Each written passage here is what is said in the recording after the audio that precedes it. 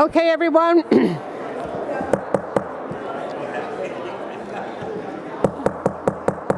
I ask everyone to sit down, please? Thank you, Melody, for getting us this. We're going to start in about 30 seconds.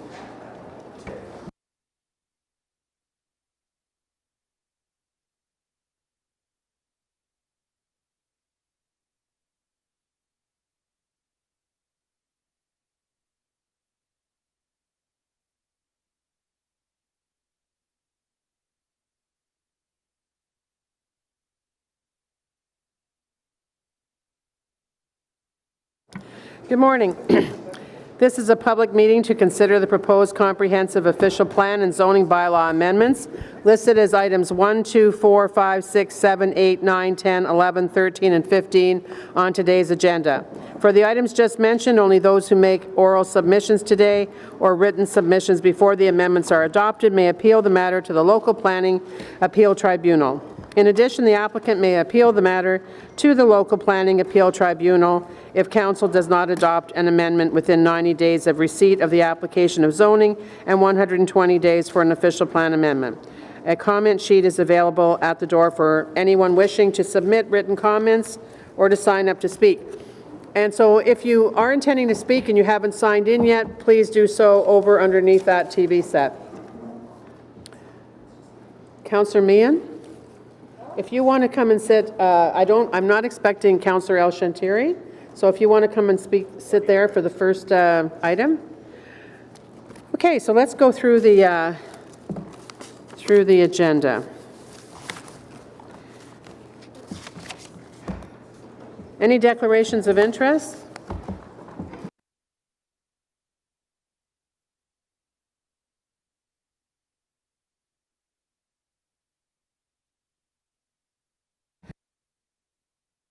Confirmation of minutes from the meeting of November the 14th. Third. Thank you.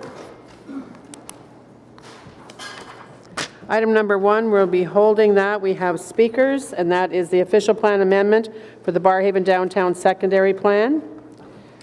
Item number 2 is the zoning bylaw amendment for 4192 Fallowfield Road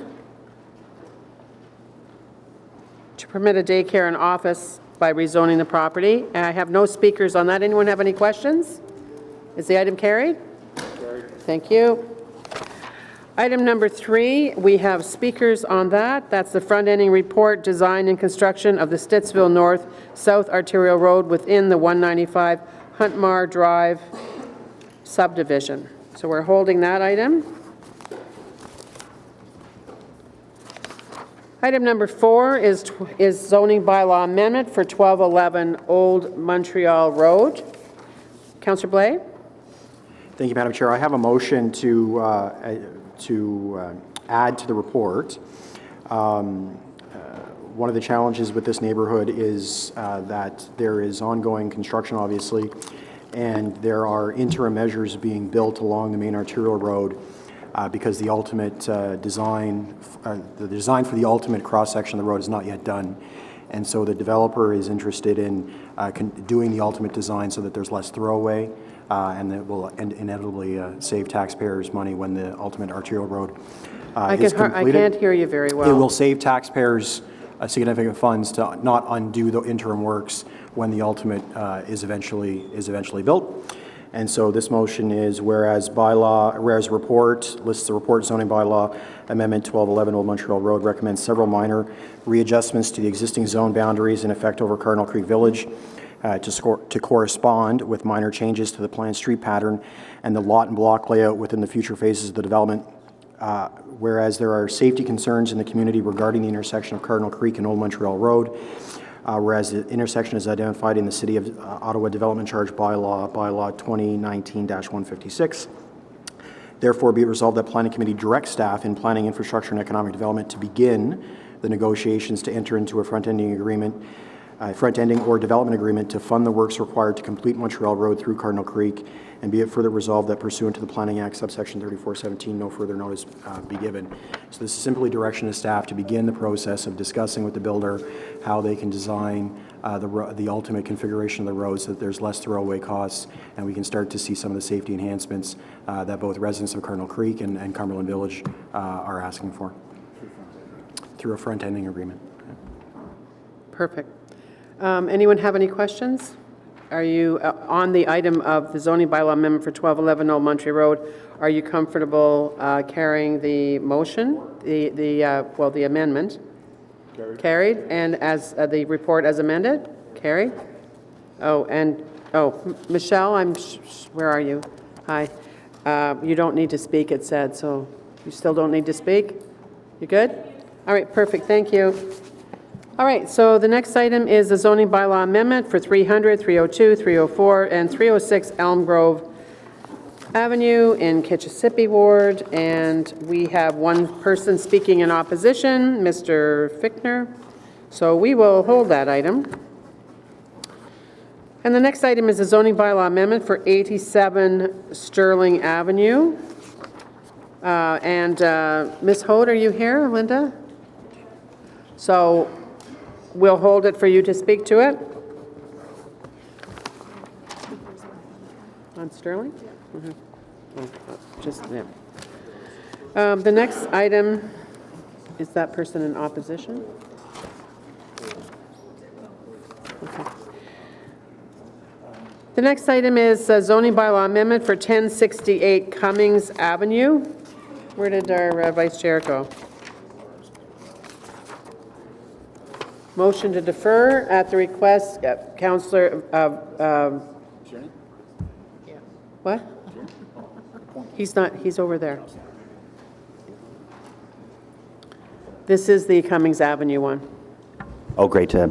Yes, I'll just dispense with the whereas. I just need more time on this one. So therefore, be resolved that Planning Committee defer the report for the zoning bylaw amendment of 1068 Cummings Avenue to one of the scheduled Planning Committee meetings in the first quarter of 2020. And that's at the request of the applicant, right? Thank you. Is that carried? Thank you. So deferral's carried. The next item is the update to the Inner Greenbelt Stormwater Management Drainage System Area C1. And we have Gary Baker here if there's any questions. Does anyone have any questions? I have no speakers registered. Is this item carried? Carried. Perfect, thank you.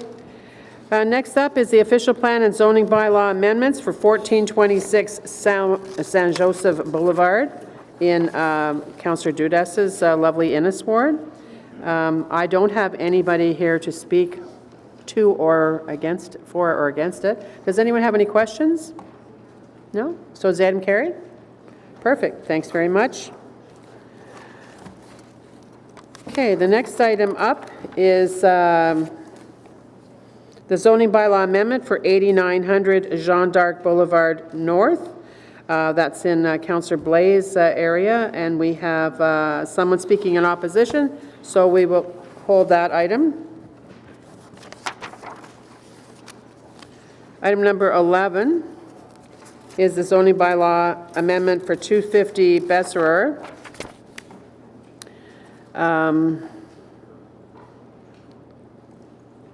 Steve, do you have a question? No, sorry, I'm trying to distract him. Is that your John Travolta move, or? If you said Blaze, where is Lou last word? It's okay. I said Bezer. Yeah, Ron Besser, yeah. Okay. So we have people opposed, so we'll be holding this item. Bezerer. Item number 12 is the application for demolition and new construction at 58 Florence Street, a property located in the Centertown Heritage Conservation District. I just have a couple questions. Sure, and also there's a speaker that wants to speak to that.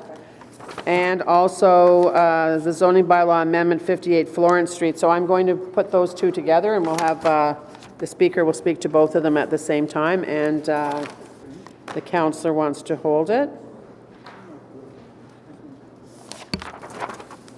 Okay, the next item is the zoning for 1200 Maritime Way in Canada North, and I am happy to say that we have The applicant has removed its appeal. Is Mr. Mark here? Yeah, you are. So we don't need this before us anymore. It's good news? Good. All right. With the concurrence of Councillor Sutts. Yes, Chair, the zoning appeal has been withdrawn, so the report can be considered withdrawn. Thank you. Good to hear, eh? It's nice when we can resolve some of these things ahead of time. 15 is a city-initiated zoning bylaw amendment to allow places of worship in urban employment areas.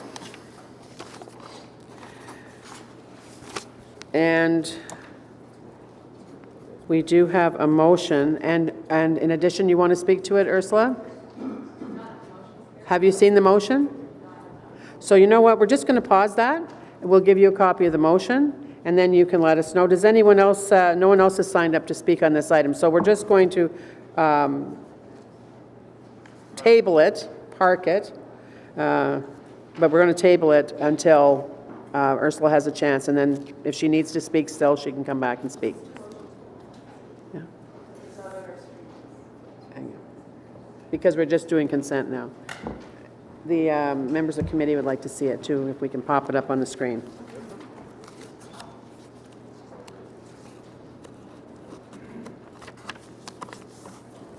Did you? Okay. The next item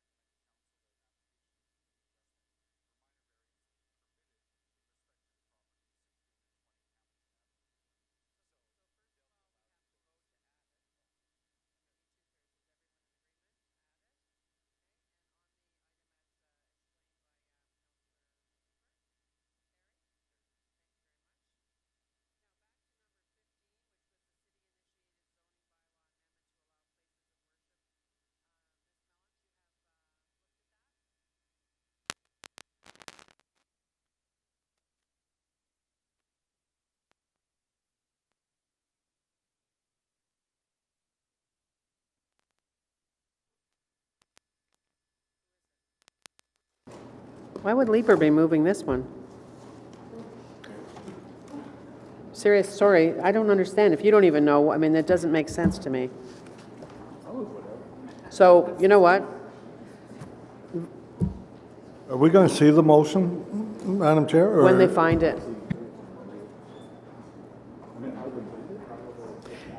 This is specific to one property. Does anyone have a copy of this motion?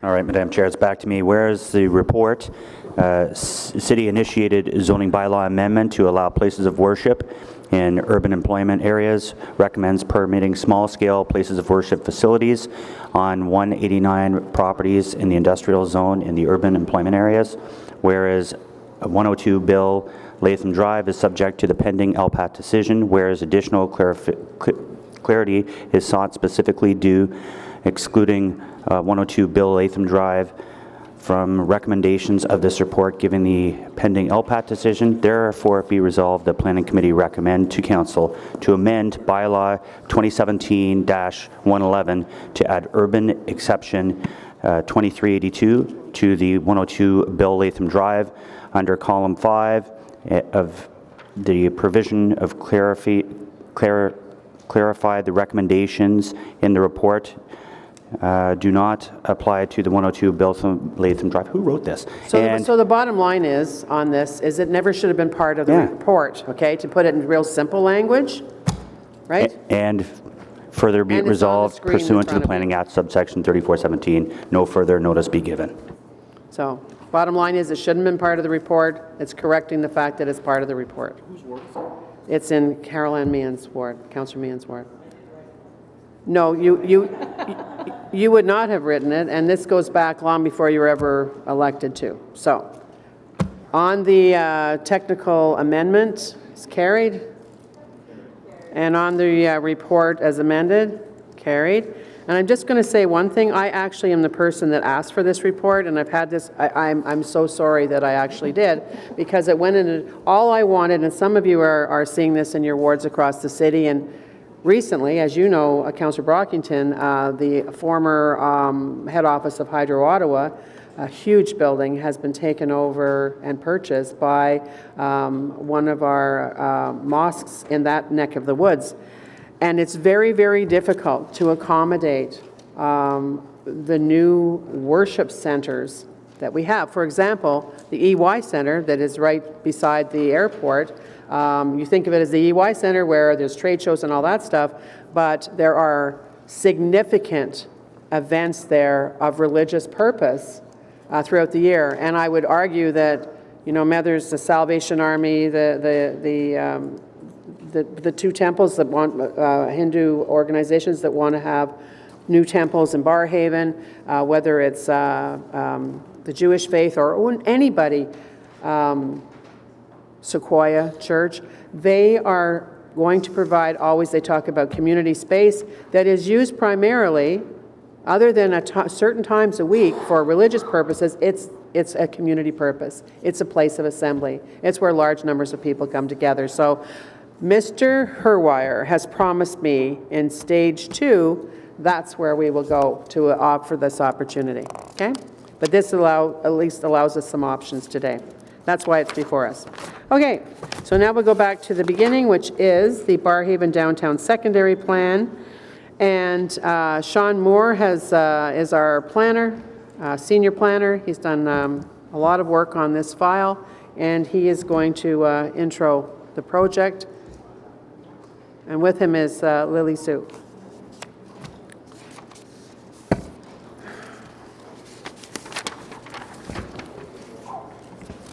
Good morning, Madam Chair and the members of the committee and councillors.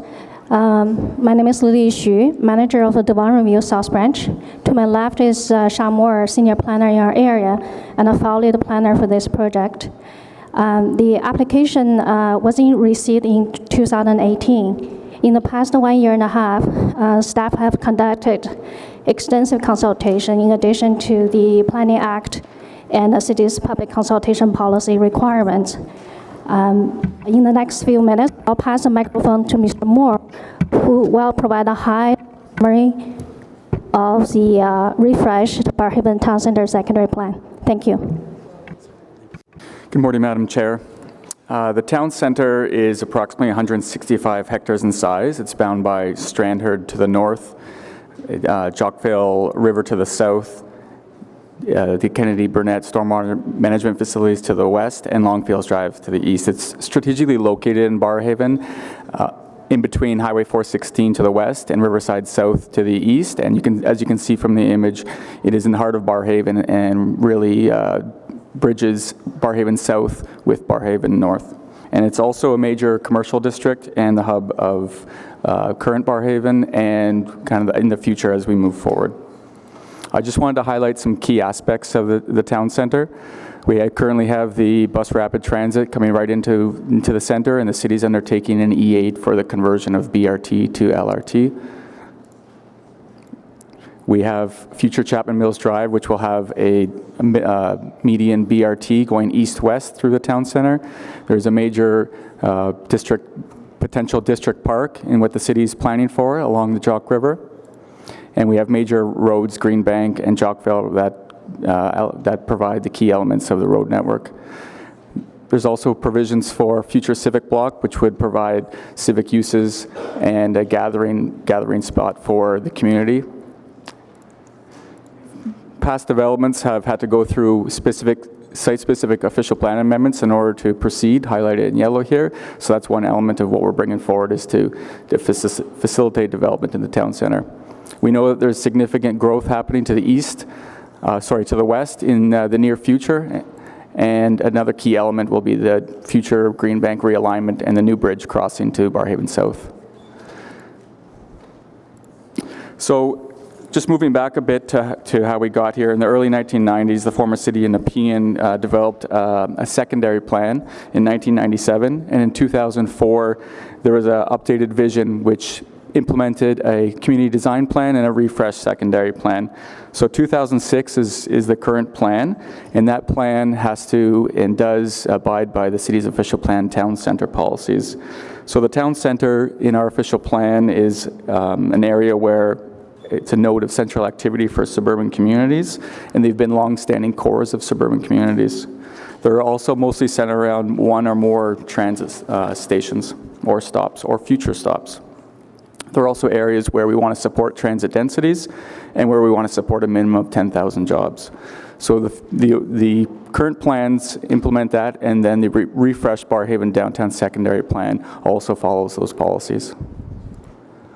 The current vision of the existing secondary plan is to provide compact urban form, high-quality urban design, a mix of land uses, diverse green spaces, efficient transportation systems, and, of course, to anticipate major growth along transit.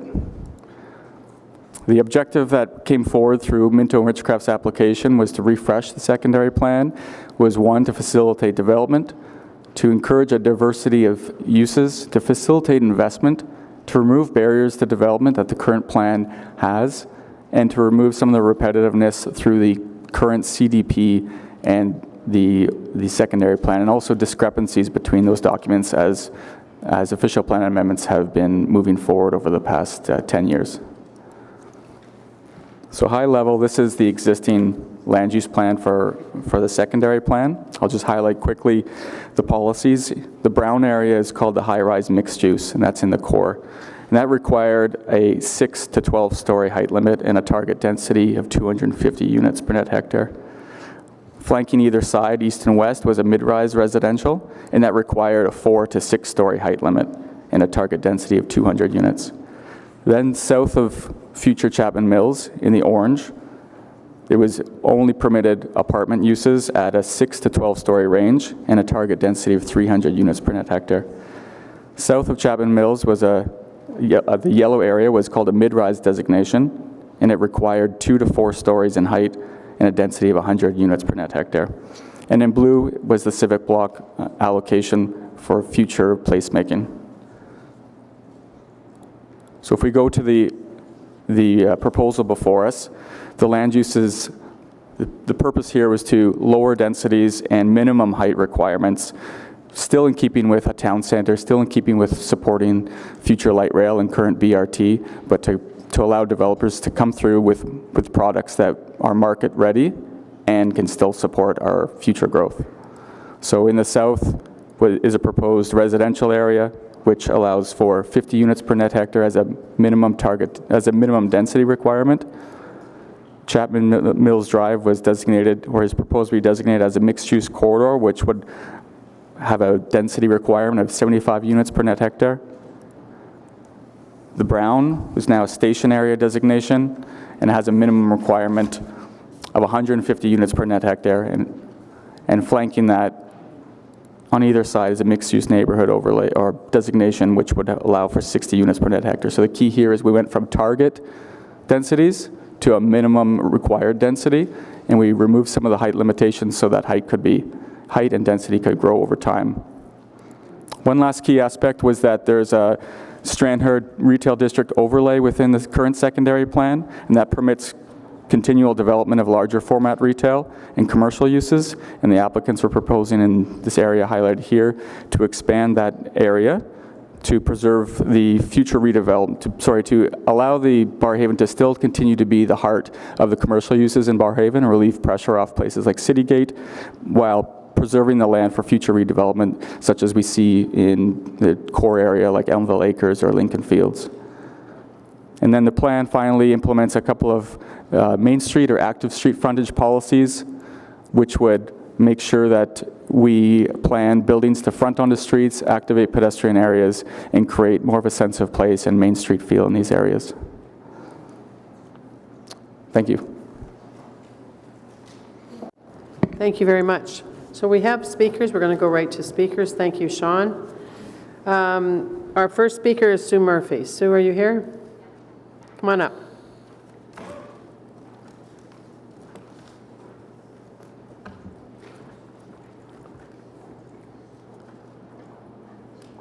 I didn't ask you other guys to come up yet. Okay? Like, just hold off. It's Sue Murphy time. I'm glad. I like the eagerness, though. It's great. I kind of tagged them along with me. Oh, you sorry. thought you would. It's her fault. Yeah, All it's right. my fault. Okay, Sue. Okay, thanks, Chair Harder. Chair Harder's asked me today to come and introduce our consultant team who worked on the revisions to the Downtown Barrhaven CDP. I was one of the initiators of this exercise, along with Kevin Yem from Richcraft. And with the significant investment and construction of the South Nepean Sanitary Collector, it really brought services to both the town center as well as other planned growth in Barrhaven, and really started to stimulate growth. And with that services at the door, we started to look at the 2006 original South Nepean Town Center Plan. And we started to see that we needed to, some of the urban design principles within that CDP were still relevant today, that Sean's pointed out. But we needed to revisit both the retail sector as well as the densities in terms of residential development. And in that original CDP, they anticipated about 12,000 units. So we started to have the benefit of completed city CDPs around the LRT stations downtown. And that prescribed growth was 2 to 3 times what was planned around the current Tunney's Pasture LRT stations and a number of stations along that line. So with that benefit of those completed CDPs, we started to go down and investigate and revisit this CDP. And so with that, we also started to look at the other land uses within the town center. And one of them was this civic presence or civic block. It's about a 6-acre block along Chapman Mills Drive. And there wasn't a lot of details within the original CDP. So we started to see whether or not we wanted to keep that within this OPA. And so we engaged NAC Design, and we started to look at similar townships, municipalities that are similar to Barrhaven in terms of the road network pattern and proximity to a 400 series. And we started to investigate what really are the key elements of a town center. And we started to prescribe about 5 key ingredients. And one of the big ingredients to a successful, vital, sustainable town center is a civic presence. It distinguishes itself from just a retail sector or a retail place, and it really becomes a gathering place for a community, for our municipality to gather and really become what we've dubbed it, the heart of Barrhaven. So we did a lot of work in terms of really drilling down on that civic presence. We've reduced it from a 6-acre to a 3-acre that integrates with the development around it. And Paul Black from FOTAN and Raymond Yim from NAC Design will take you through and highlight some of that investigation and what the vision is now for the heart of Barrhaven. Thanks, Sue, for coming out with the history of it, and that's why I asked you to. When we started this process, Sue was vice president at Minto. She now is still part of this because she's a vice president at Kaivan. And, you know, when Sean had all the maps, president, you're a president? Okay, well, what does that make Frank? CEO. CEO. All right, so that big district that Sean was showing you has many pieces, and many of them are already approved, and actually Minto's building part of it down in the south and to the east.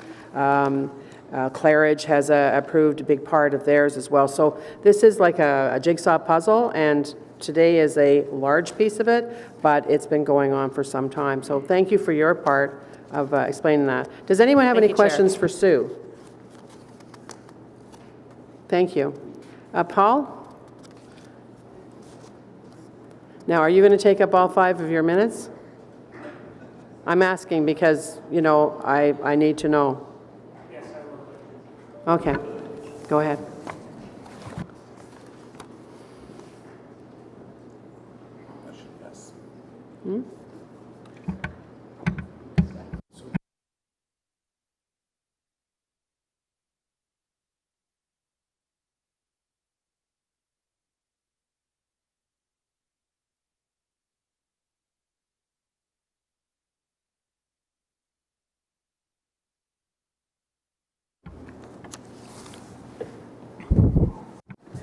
Whenever you're ready. Morning, Madam Chair, members of the committee. My name is Paul Black. I'm a senior planner at FOTAN Planning and Design, and I am here this morning on behalf of Minto and Richcraft to just provide a little bit more context to what both you've heard from Mr. Moore and from Sue this morning. So just, here we go.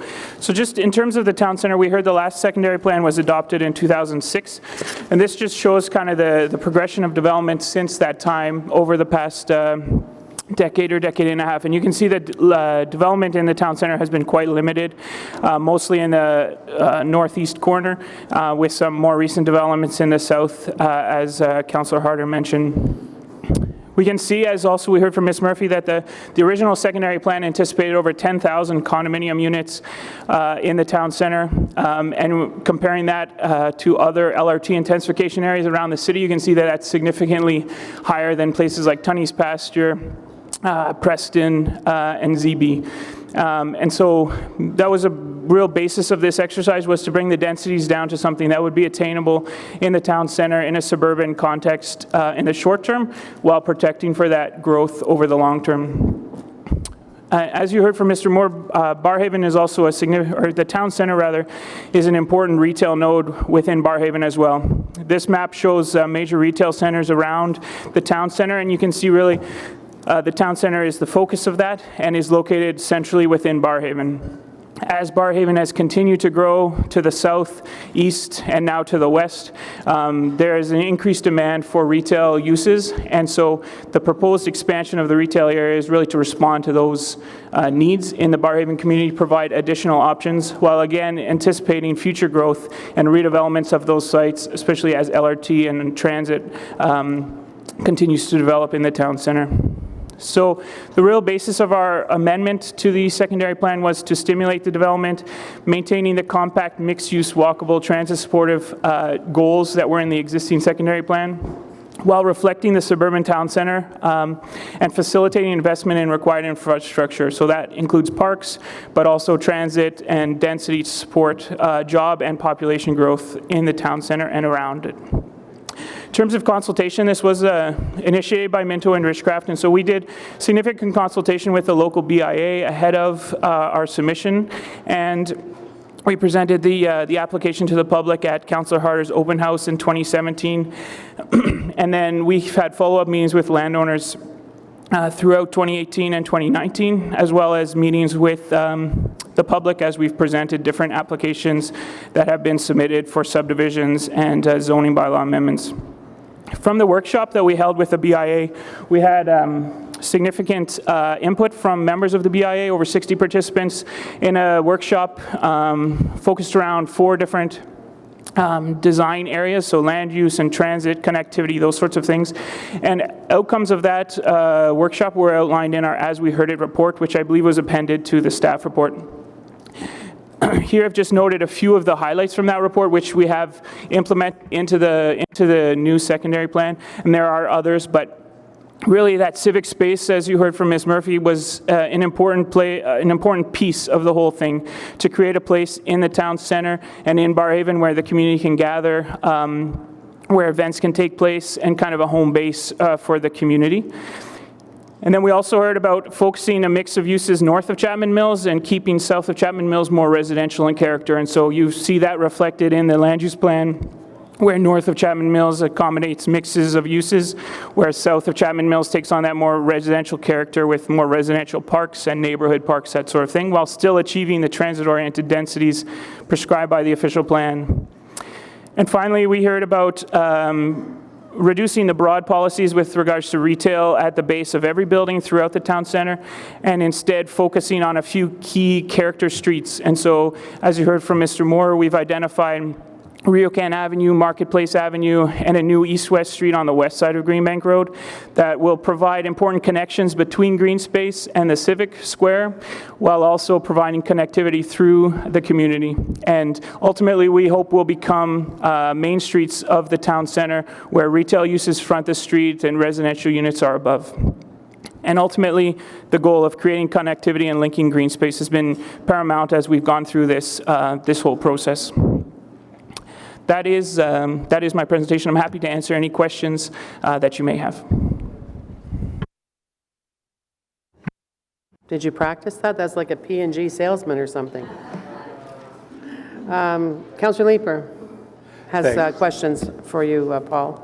And the biggest, I like the direction in which the secondary plan is going. And, you know, if we're going to be a sustainable city, I am fielding questions every week from residents of Kitchissippi Ward asking, when are we going to start seeing density somewhere other than the downtown core? And I'm able to point to the plans that we have. We're seeing the development around Blair. This is absolutely the right direction for Barrhaven. So I'm generally pleased, but one big red flag for me is the expansion of the retail area in which there are going to be large format stores.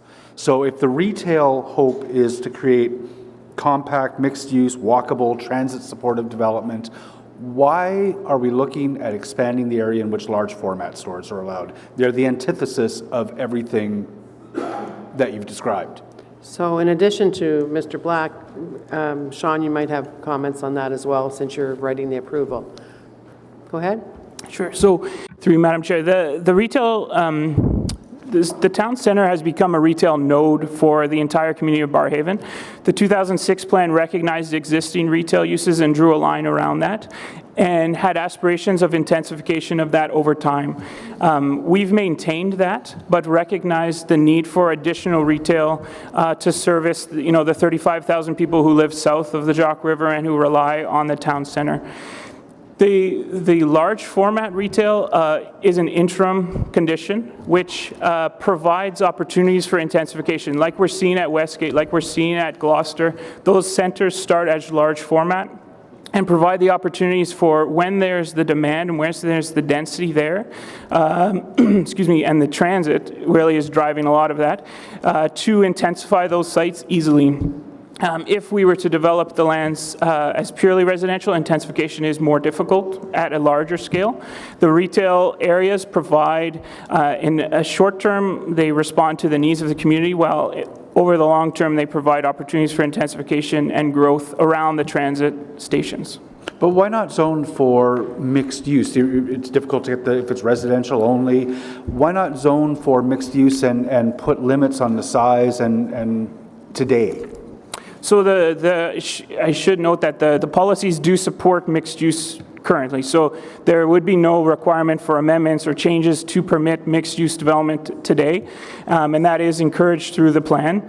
But I mentioned the numbers earlier about the 10,000 units. Based on 2016 sales data, there's a 68-year supply of condos in the town center under the current plan. And so the density just isn't there to drive developing this. And so as tall buildings, as dense developments. And so the intent is to provide an interim condition that allows for the town center to develop while protecting for the anticipation of growth as LRT comes to the town center, as BRT improves, and as we really create this community around the existing retail and linking it with the growth within the town center. So your assertion would be that if we didn't allow large format, that nothing would happen on there? Not that nothing would happen, but perhaps that we wouldn't achieve the densities we want to achieve in the near term, that it may sit as it has for the past 10 years or 15 years as land waiting for the density to be driven in the town center. Can I just remind you of something that recently, then you were on this committee. In the last term of council, we dealt with the employment land review. One of the strong pressures we had was to start the bleed of retail in Barrhaven. And it was very important for us, Sean, you were, and Lily, I think you were part of that too. It was very important to us not to let that happen, okay? And for example, we have Costco, but we're not expanding, nor do we have any intention, and we actually have rules that say we can't expand retail there, okay? Because we want that, what is there, but the rest will be for prestige business. We had pressure along Strandherd, between Boris O'Kane and Home Depot to add big box stores and that sort of thing there. We said no. We have, for my entire elected life and way before that, we had this identified as our retail district in the heart of Barrhaven, which why I call it a downtown. It is functions like that. But also the difference is that we now are almost at 100,000 people. And we do have needs for retail. And even taking into consideration the big development that we'll have over in Riverside South at Limebank, the investment of Monsios and that sort of thing, that we flow across that river all the time. There is evidence to show that Barrhaven does not have the retail capacity that it needs for, Brockville and Cornwall and Prescott probably put together. So we have always been careful on protecting where we can have retail, and I am satisfied with what they're doing here. What I really like is the fact that they're very much protecting exactly what you're talking about at the confluence of the two BRTs. I'll get Sean, do you have anything else that would be relevant to or add to what I said? Madam Chair, I'll just keep it short. I echo Mr. Black's comments that one is we know there's about 285 hectares of land coming on that will be developable just west of this. So we know there's more residential. We know that we've seen the bleeding into the employment lands, the city gate, pressure of commercial. And number two is that the pressure, if, as Mr. Black said, if we see an OPA, which we have for multiple times throughout this 2006 plan, coming in for residential densities at 60 units a net hectare with stacked townhouses in this area, well, that residential will be there for in perpetuity or quite some time, whereas the commercial gives us a chance to redevelop that in the future. I just don't think from my report that the plan is ready to be that Lincoln Fields or Elmville Acres today, but we want it to be that in 10 years. And so that's why at this point we're supporting the commercial to expand, to keep Barrhaven Town Center as the hub of commercial. Are there mechanisms that we can use other than a review of the secondary plan at some point in future to ensure that there are, remove the setbacks, remove front yard parking, reduce the size of building that's allowed so that we can evolve it into a proper retail sector that is walkable as opposed to people driving between box stores? Madam Chair, yes, the policies of this, of the previous, or the current plan and this proposed plan in the secondary plan have those policies for when the larger format redevelops. That's the trigger for the overlay to go away and the underlying designations to take an effect, and that station area and the mixed use policies, and those policies would then come into effect to drive that walkable mixed use. And then to note also, this is all under the urban design priority area, so all the applications would go to our urban design panel. And so we have a measure of that with our design experts, and so that's how it would roll forward. Okay, I'm going to continue noodling that while we hear from public delegations. Thanks, Chair.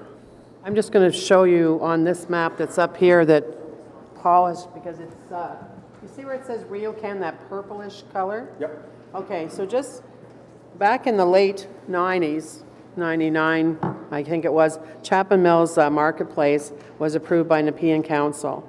And that is the area that is in the brown, east of Greenbank, and where that purple goes through, to the east of that purple at Strandherd is Walmart. We purposely made that RioCan, which is an inside the mall road, wide. It's wider than the average, as is Marketplace that goes this way along it, knowing that that place would evolve in a number of years. So in that 10 years from now, like, you just think about how shopping has changed, how people are doing that, why, you know, we've got, you know, the threat of Lowe's stores, how many 45 in Canada that are going to be closing, big box and that. I don't think Kevin, are you here, Kevin Yem? Yeah, Kevin's here. He was saying just last week, they have no idea whether or not there's going to be a big box store that's even going to want to go there, right? I mean, that's another thing that's fluid, but what's really, really neat about this space, and why I think is going to drive it, is the fact that only like Bayview do we have the confluence of two rapid transit corridors, that when Stage 2 opens, we will be in direct connection to Baseline and to Riverside South.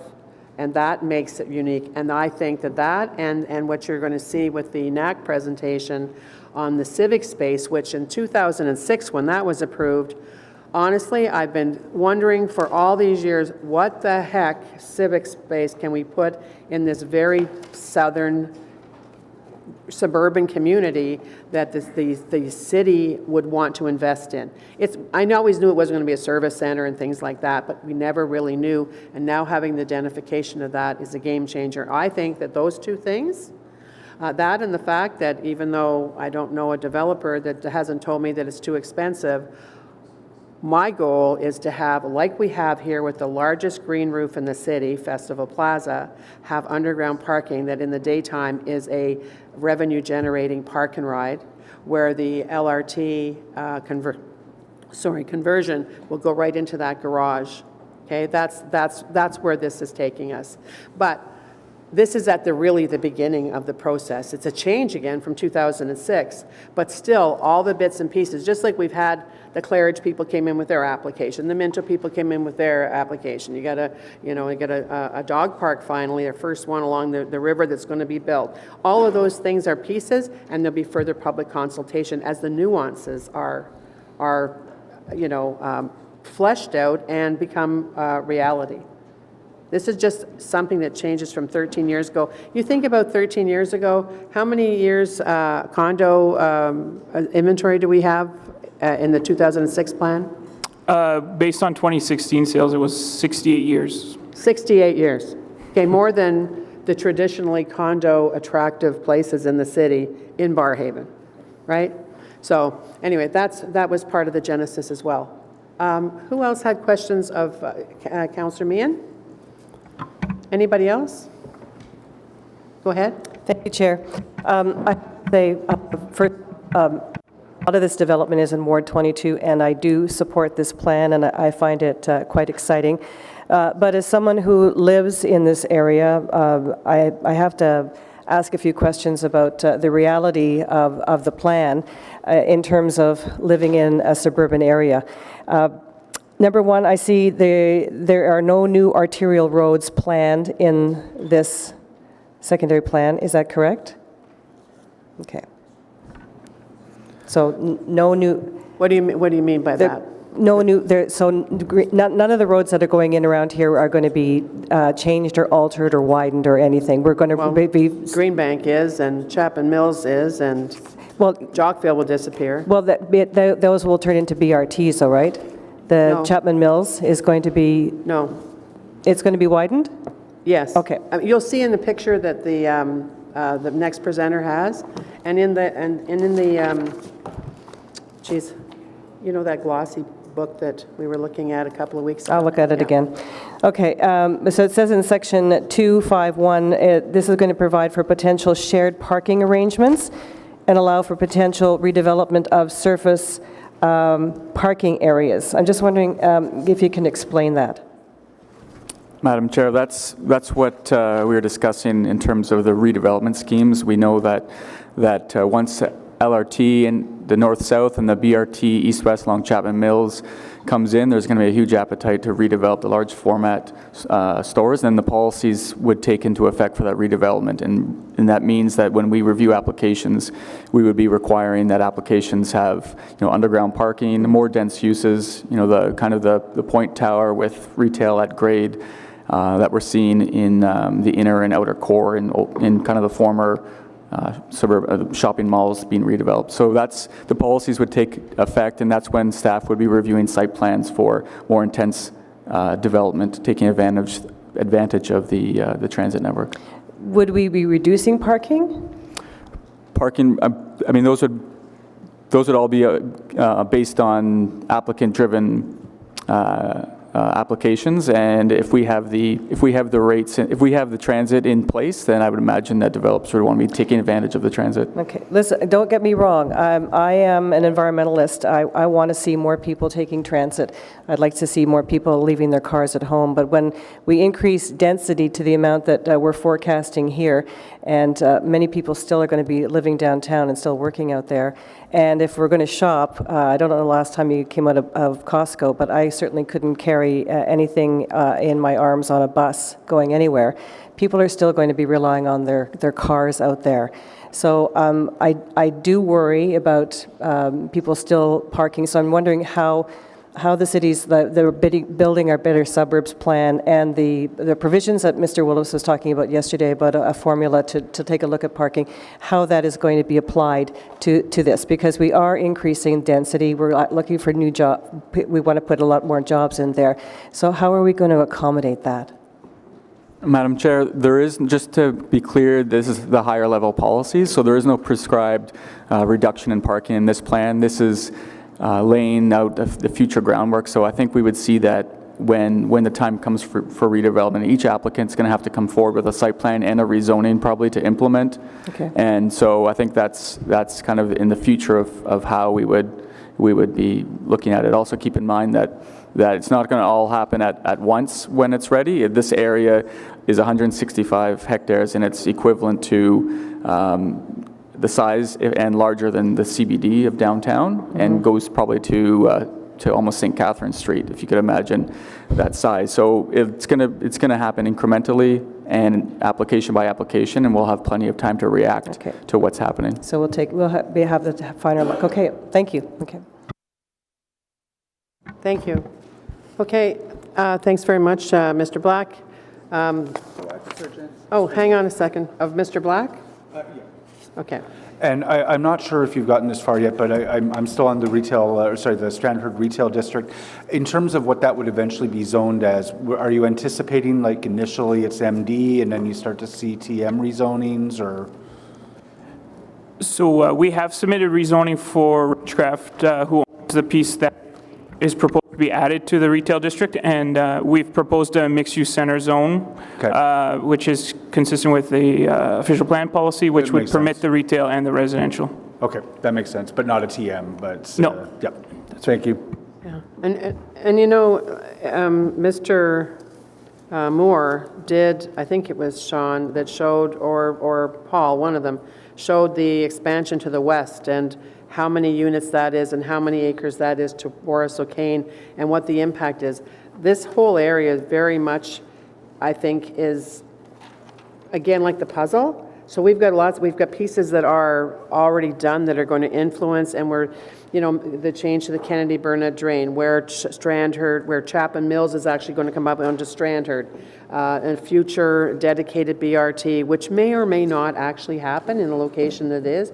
We don't know. There's lots of we don't knows. But you do know, and the reason I mention this too is that because it's Barrhaven, and the same would be happening in other suburban communities, really. You don't have a lot of people that come out to speak to these things, so we haven't had a lot of presentations and that sort of thing on what's happening. One of the things we're going to do that Councillor Deans actually suggested, and we make a habit of it, and we're going to do this, and Councillor Gower and I have talked about it since, in the springtime, we're going to do that tour. So even if you're on a tour in the last term, so much has changed. It really is helpful. Okay? All right, perfect. Okay, thank you. So, Mr. Yim? Mr. Yim is an associate with NAC Design. And then following Mr. Yim, we have Ron Richards, and following Ron Richards, we have Dan Paquette.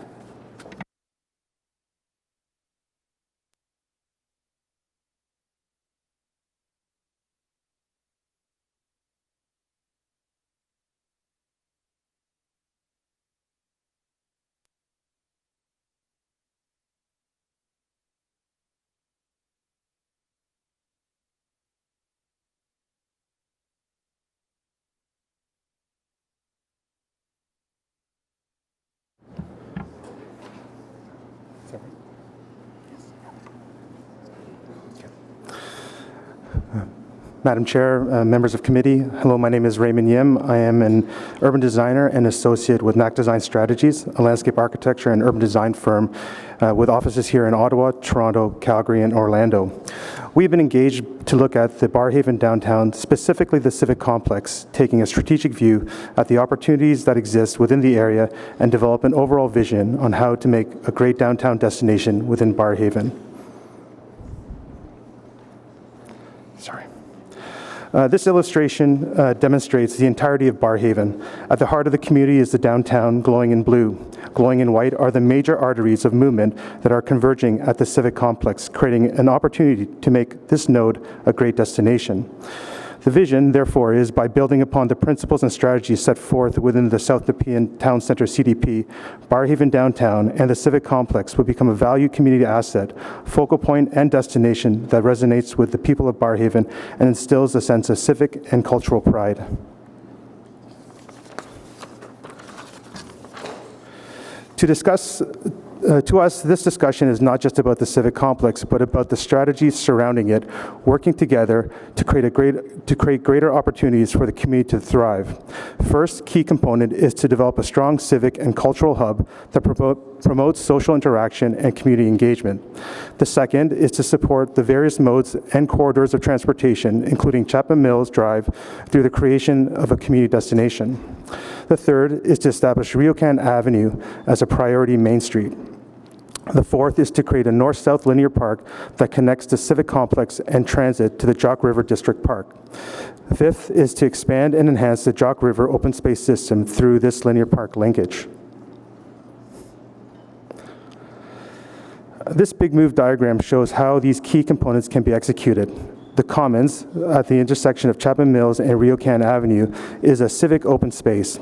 It will create a strong sense of arrival and is proposed to be active all year round. The Commons will be a place to gather, hold events, seasonal festivities, and for arts and culture. It can be an amenity for all seasons with water features in one and an outdoor rink in another. It is envisioned to be a high-quality landscape civic space. The mixed-use building in pink fronts onto Riocan Avenue, and the Civic building in blue will front onto Chapman Mills Drive, the rapid transit corridor. The mixed-use building could host a variety of uses, such as restaurants, cafes, services, offices, and the potential of a creative work-share space. The Civic building, as shown here, is sized appropriately to host a performing arts center, an event hall, library, and other supporting offices. Also shown at number 4 is the linear park connection, directly fronting the Civic Building and Transitway across Chapman Mills Drive. The linear park looks to connect the Civic node to the Jock River District Park within an approximate 7-minute walk.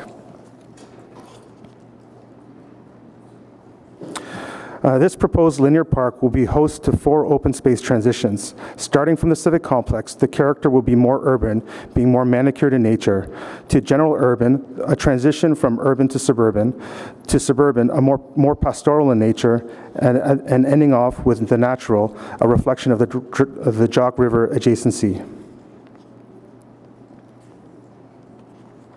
As seen here, this image illustrates the view of the Civic Complex from the Jock River, highlighting the importance of the linear park to this node, as it provides a more direct pedestrian connection from South Barrhaven through the Jock River District Park to the Civic Complex and vice versa. This is an artist's rendering of how all these ideas could come together in the fullness of time to create a great year-round civic and cultural destination within Barrhaven. Even in the wintertime, you could have a great space for events, seasonal decorations, outdoor skating, and Main Street shopping, creating various reasons for people to come to the downtown. The key in supporting the evolution of Barrhaven, whether Chapman Mills remains as a BRT route or develops into an LRT, you're now bringing a major destination along this higher order transit route. In the summertime, the Civic Plaza will be even more activated with opportunities to host outdoor events, concerts, fairs, or market-type events, food festivals, and more. At the end of the day, the vision of the Civic Complex is to make this a destination within Barrhaven and the downtown. Thank you for your time.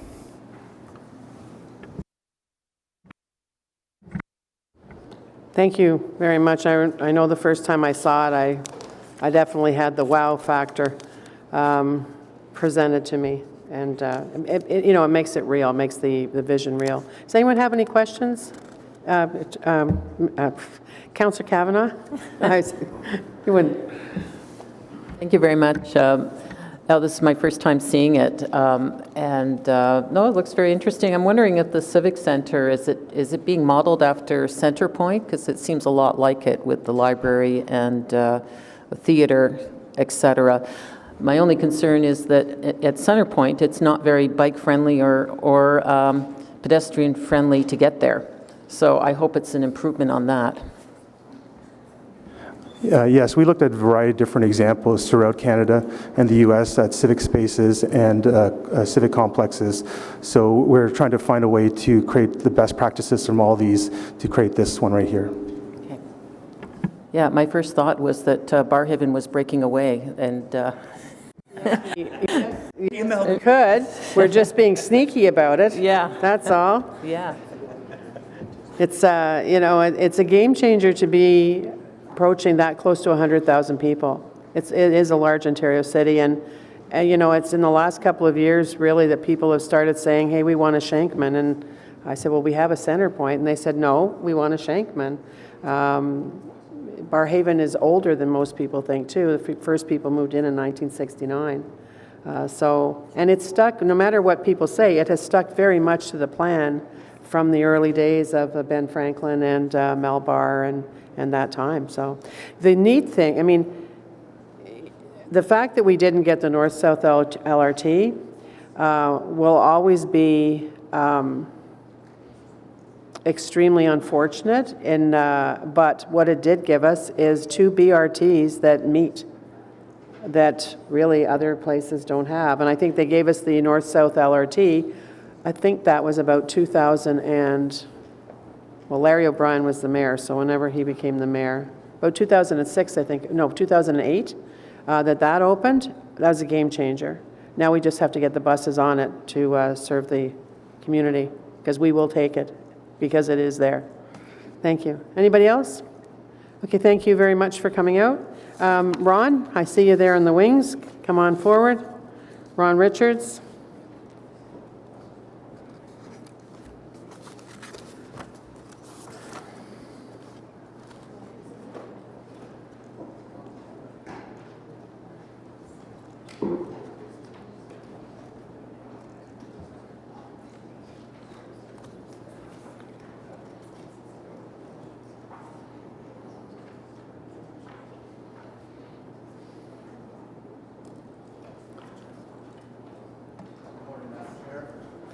Hello.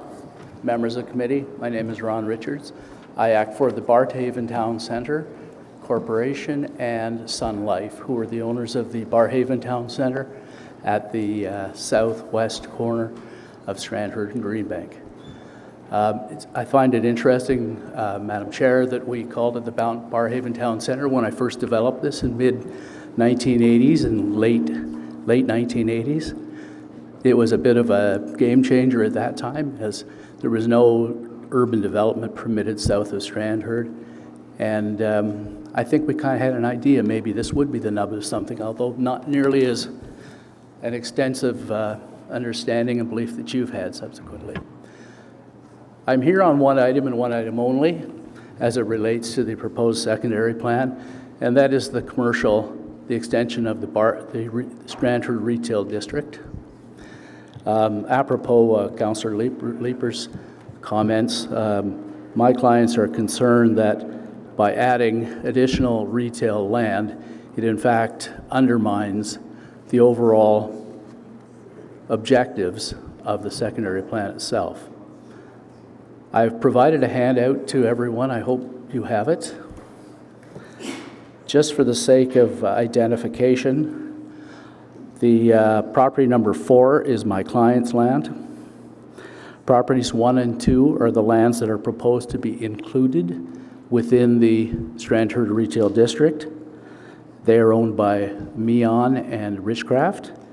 And property number 3 is a property that's owned by Richcraft, and they're suggesting that it be removed from the Strandherd Retail District. So they do have a component that they own that is within the district, and they are suggesting that that be removed and to be developed for residential. As you've heard tonight, the objectives are to create a compact community with various densities and a community that will be transit supportive. The use that's proposed for the Meon and Richcraft lands, the retail use, is not that. I support all of the other policies within the official plan, secondary plan. I agree with the need to revisit planning documents on a regular basis to refresh and reconsider. And that's what has been done, and I think good work has been done. However, this to me just seems to be an anomaly, almost a last-minute throw-in, that we're going to change all of these policies, we're going to change all the densities, all the underlying densities, and we're going to remove problems for redevelopment.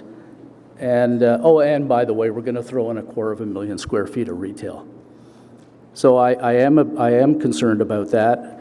My clients are actively now planning for intensification on their site. It's a long process because there are leases in place that require almost a game of checkers or chess, where we have to say, all right, this tenant's coming up in 5 years, let's move them, or let's change their lease terms so that they can be moved when we would like. But we are now looking at intensification, and I'd suggest that there may well be an underestimation of the demand for condominium development in this location, and certainly for high-rise. I've seen it elsewhere across Ontario, where just because it hasn't happened yet doesn't mean it won't happen. The cost of housing is the driving factor. And we also see within Barrhaven, we also see Lipin developments now creating rental and higher density rental, which is not out of the question for other parts of the town center. So I would ask you to reconsider the recommendation to expand the Barrhaven the Strandherd Retail District, and to just leave the lands designated as they are proposed by the underlying designation. Thank you. Thank you, Ron. Anybody have any questions for Mr. Richards? Yep. Councillor Leeper? So I understand that by adding parcels 1 and 2 into the expanded Strandherd Retail District, that will introduce what I'm guessing is some competition for your land, but I didn't hear kind of an underlying planning rationale for not doing it. Yeah, it's ours. My argument is not one of competition. I do question, and I did submit with my written submission a little review prepared by Tate Economic Research that identified really no holes in the market in terms of what was needed to serve the Barrhaven community in terms of uses. Ours is not so much competition. We're there. We've been there for too long. I developed it in 1990, and it is now coming to a life cycle end. So we are already seeing erosion of the types of uses that we have there. There are some questions about the large boxes on the site. They're viable now, but we continue to be concerned. But nonetheless, if we're going to add greenfield land into the retail district, which it had never been set up to do, it was always to recognize either existing development or development that had pre-approved, master planned, or zoned. We're extending that period of time, if anything else. We're now creating a larger area that will have to convert over time, and we're introducing new product that in and of itself would have probably a 30 or 40-year life cycle. And for us to develop residential or mixed use to the north of that is this sort of the reverse argument that's been used against myself in some of the public meetings, whereas, well, we don't want to build residential up against a shopping center, which is one of the reasons why they're suggesting it's appropriate to have the retail expanded. Well, that argument can continue forever down the line. In fact, you'll hear from Mr. Paquette next, who represents MEON. MEON originally wanted their designation to continue completely south down to Chapman Mills, and it was pushed back by staff, rightly so. So it's pretty hard not to deny competition on the surface of it, but really, we've been around a long time. We're doing a lot of major redevelopments. I'm working on a project now in Toronto of 5,000 units on an existing shopping center. That's in Scarborough, which is not a place where that kind of thing usually happens, and also 250,000 square feet of retail at ground level. So we kind of know what we're doing now, and we feel that we're coming close to the point where we can start something in Barrhaven. Okay. All right. Thanks, Chair. Thank you. Geez, I'm having problems with this thing today. Oh, Dan Paquette. There you are. Come on up.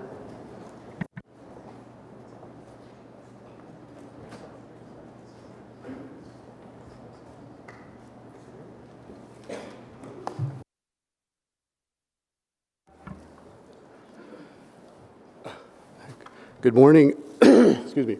Good morning, Madam Chair, members of committee. My name is Dan Paquette. I'm a planning consultant, and I am representing the MEON family, which Mr. Richards just referred to. And that's the property at 3232 Jockville Road. That's the municipal address. It is on the northwest corner of Greenbank and future Chapman Mills Drive, better known as the driving range. So a source of frustration for a lot of people who are trying to correct a slice.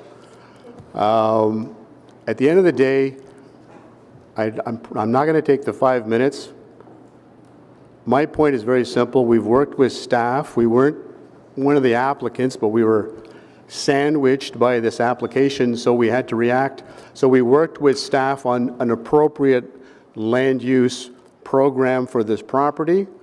We have, I think, put together, staff has put together some ideas that my client is here to support. So for the record, the MEON family supports the staff report in front of you, period. That's my point. If you have any questions, I'm happy to answer any questions that you might have. Thank you. Thank you. And, you know, Dan, I've been working hard to get you and Richcraft to come up with an agreement for the servicing, and I heard that you're like this close. You told me you're this close. Well, I could report that, Madam Chair, on that issue, Richcrafters are a neighbor to the north. Richcraft requires a servicing easement through the MEON lands in order to service their lands for the sanitary sewer. And yes, we have been working very hard, and we have established, as of yesterday, an agreement of the principles. So now we still have to write up a cost-sharing agreement, which lawyers do, and then we review. But we have established the big picture stuff, so we're definitely on first base for sure. which I'm really happy to hear, because you know, as I know how critical it is. So I just wanted to let you know that today I'm going to be tabling, but we're not voting on a request for the expansion of the Strandherd Retail District land use be limited to the southern boundary of Ridgecrest property, because between now and December the 11th, I think you can finish that. I think that there's a willingness to do that, okay? So I'll make sure you have a copy of this, and I'll make sure that Mr. Yem has a copy of this, and there also is a schedule attached to it. You're headed in that direction. I'm hoping this will formalize it, but there will be no vote on it today. So, Madam Chair, on this motion, there won't be a vote on it today, but we will at council. At council. If you're not, I know that you between now and December the 11th. That's right. Okay, gotcha. So it gives you 3 weeks. Okay, thanks. Okay? Yeah. Anybody have any questions for Mr. Paquette? No? Please let me know the good news as soon as you have that. So the motion that I would be, that Councillor Tierney would be tabling is whereas the report Barrhaven Downtown Secondary Plan seeks to update the existing secondary plan, which includes the Strandherd Retail District, whereas in this case, I would be limiting the expansion to the southern boundary of Ridgecrest property, but this will be just tabled, and I'll keep you posted between now and council. Okay? Sometimes, and we'll hear from Councillor Blais in a little while, something that he's doing. Sometimes these things just have to take place. Anyway, I have high hopes on that one. I don't think we have any more. I think we have any more registered speakers, do we? Okay. But we do have, before we get into any other debate, we do have Vice Chair Tierney has a technical kind of motion, and then I have a very big one. Great. Thank you, Madam Chair. Therefore, be resolved that Planning Committee recommends Council delete the following sentence from the legal implications section of the report, as this is a city-initiated amendment to the official plan. In the event Council chooses not to adopt the recommended secondary plan, no right of appeal would exist, and be it further resolved that pursuant to the Planning Act, subsection 3417, no further notice be given.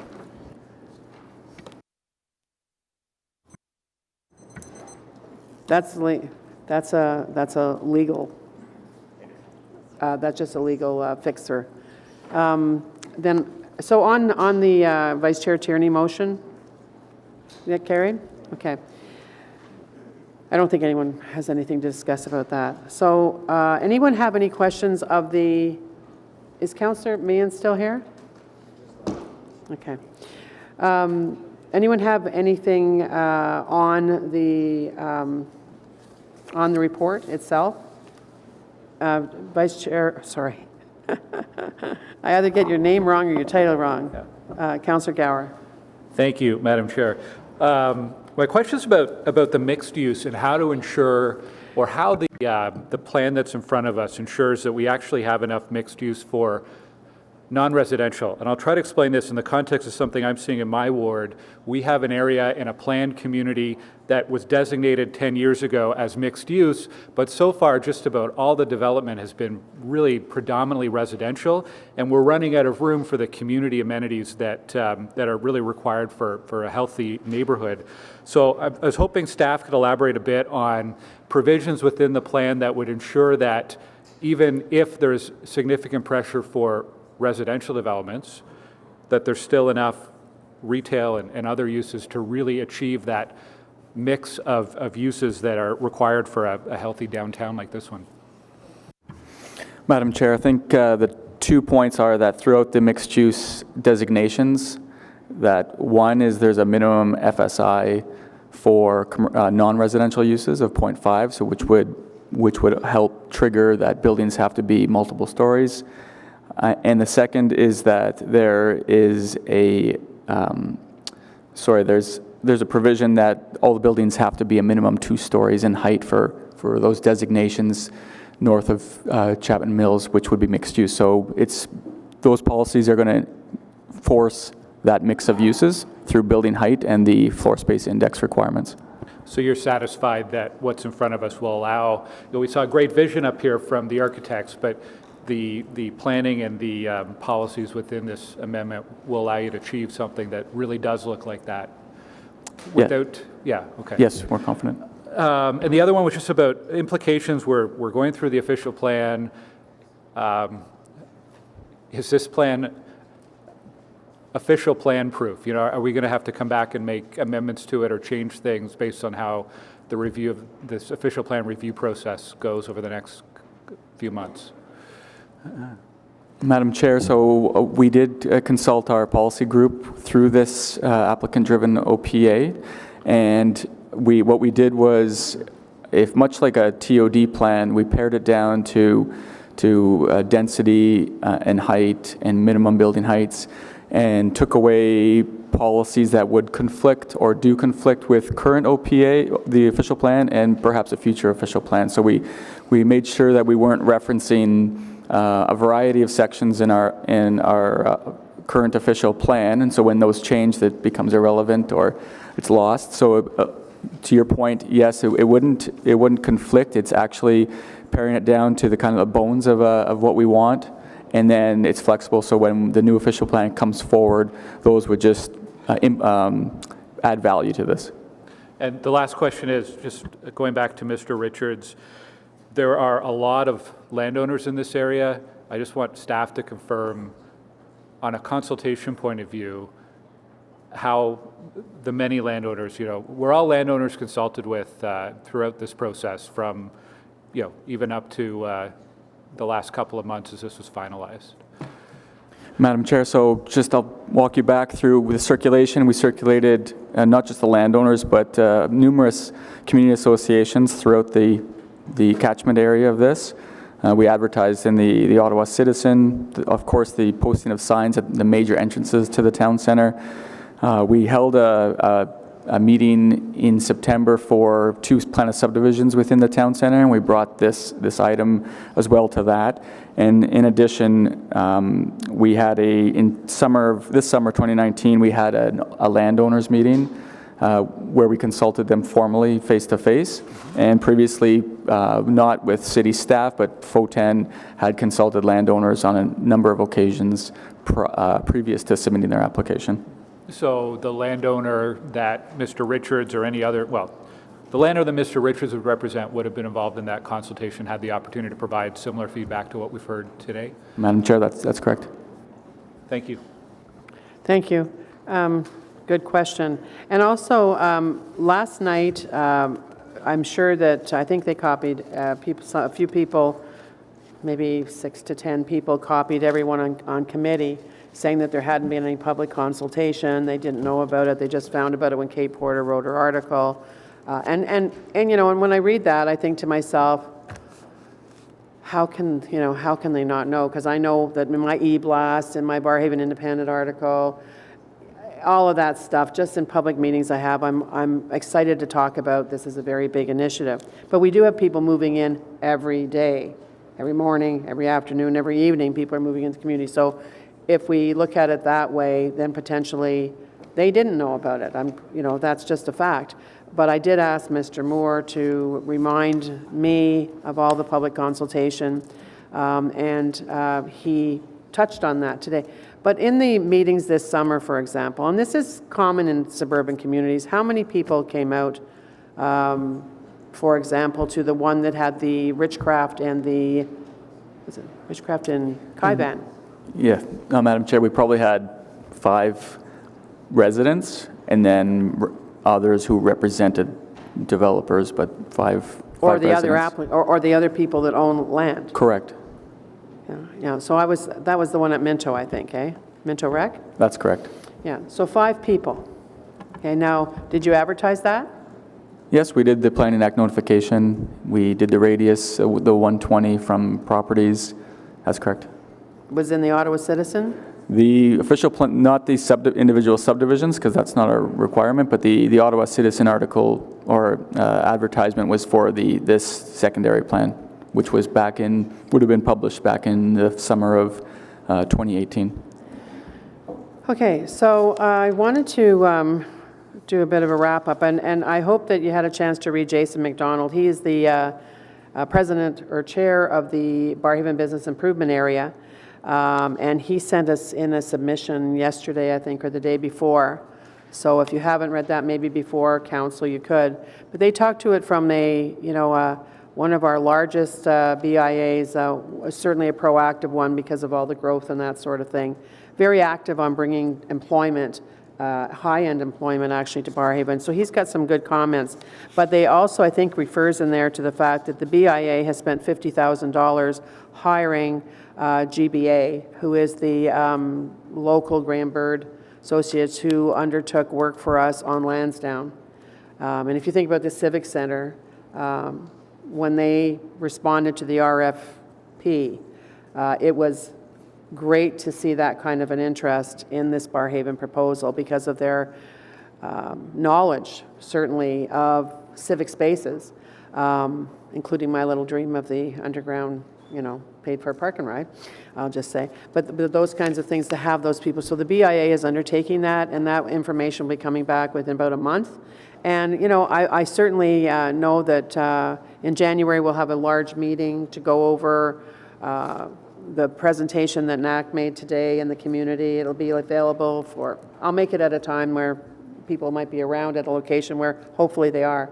Because the next motion that I have speaks to how incredibly awful transportation for all modes is in Barrhaven.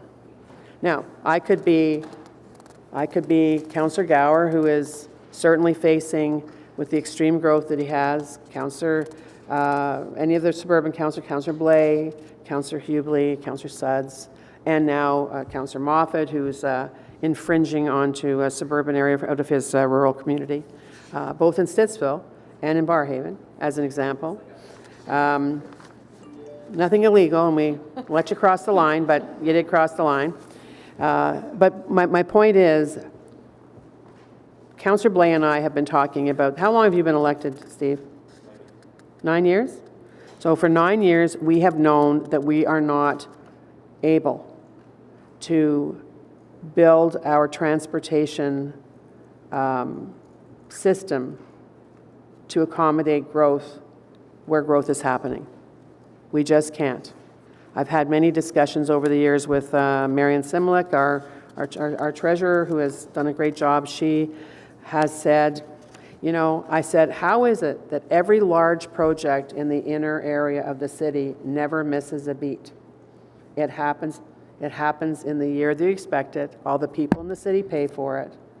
And yet, ours get deferred, causing me to do something extreme because of the volume of traffic on what is the new Hunt Club, which is Strandherd Drive. So you have the 417, you have Hunt Club, and you have Strandherd Drive, which a third of it is a 2-lane rural road with an at-grade crossing, connecting Canada, basically, the 416, Riverside South. It is obscene, really, to even think about that we still continue to be in that position. And I was put in a position where I had to make that decision.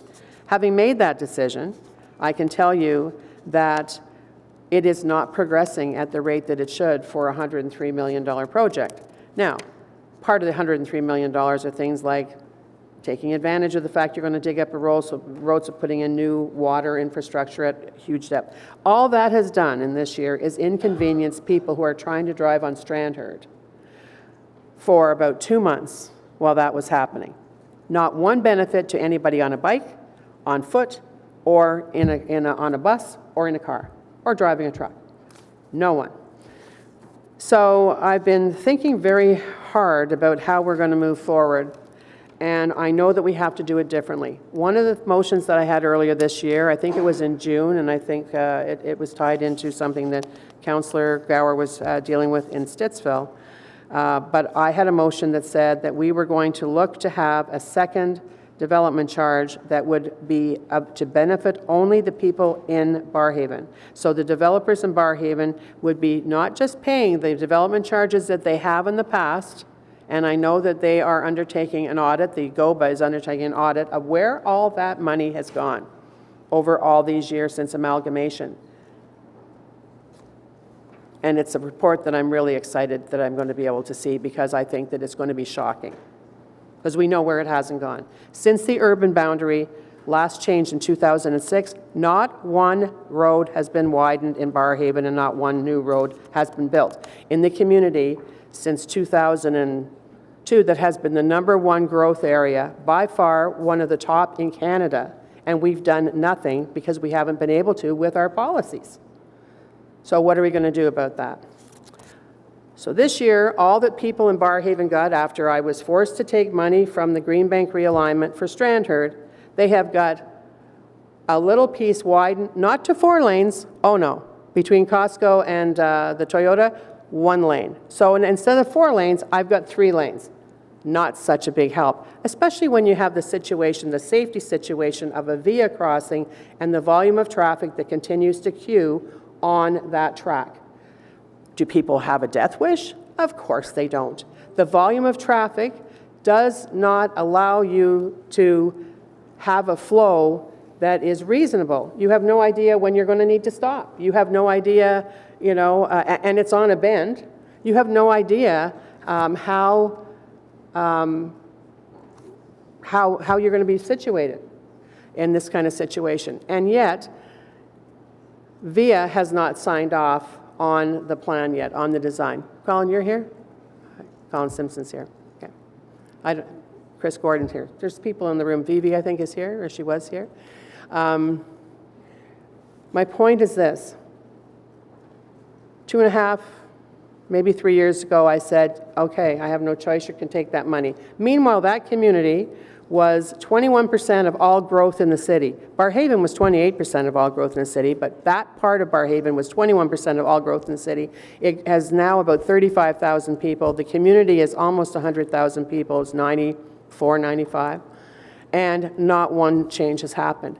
And worse than that for me is that I've not seen the change on Strandherd.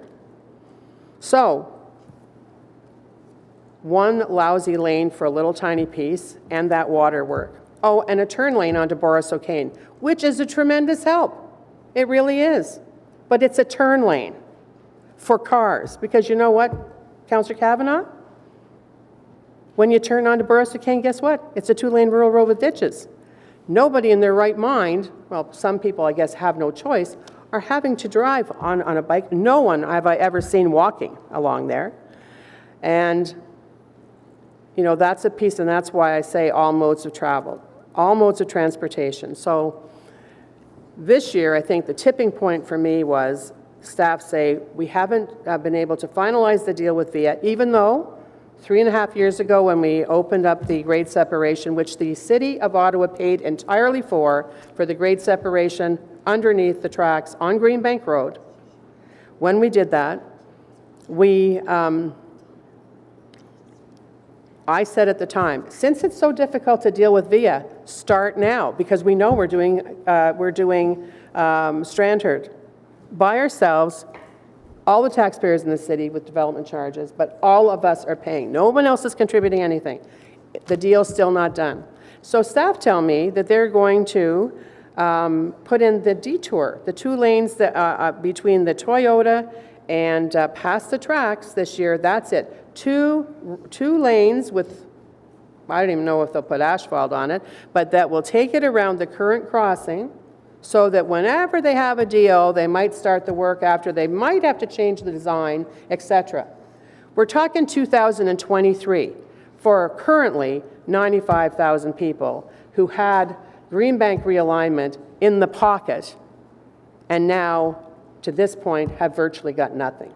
So my motion, which again is a little bit extreme, but I think that does what I have asked staff to look at doing the pieces that they can. You know what, when we do big projects, we actually want to do them holistically so that there's economies of scale on construction, right? Do as much as you can with the one thing. Here's the thing that I'm saying. Do all the pieces except the overpass.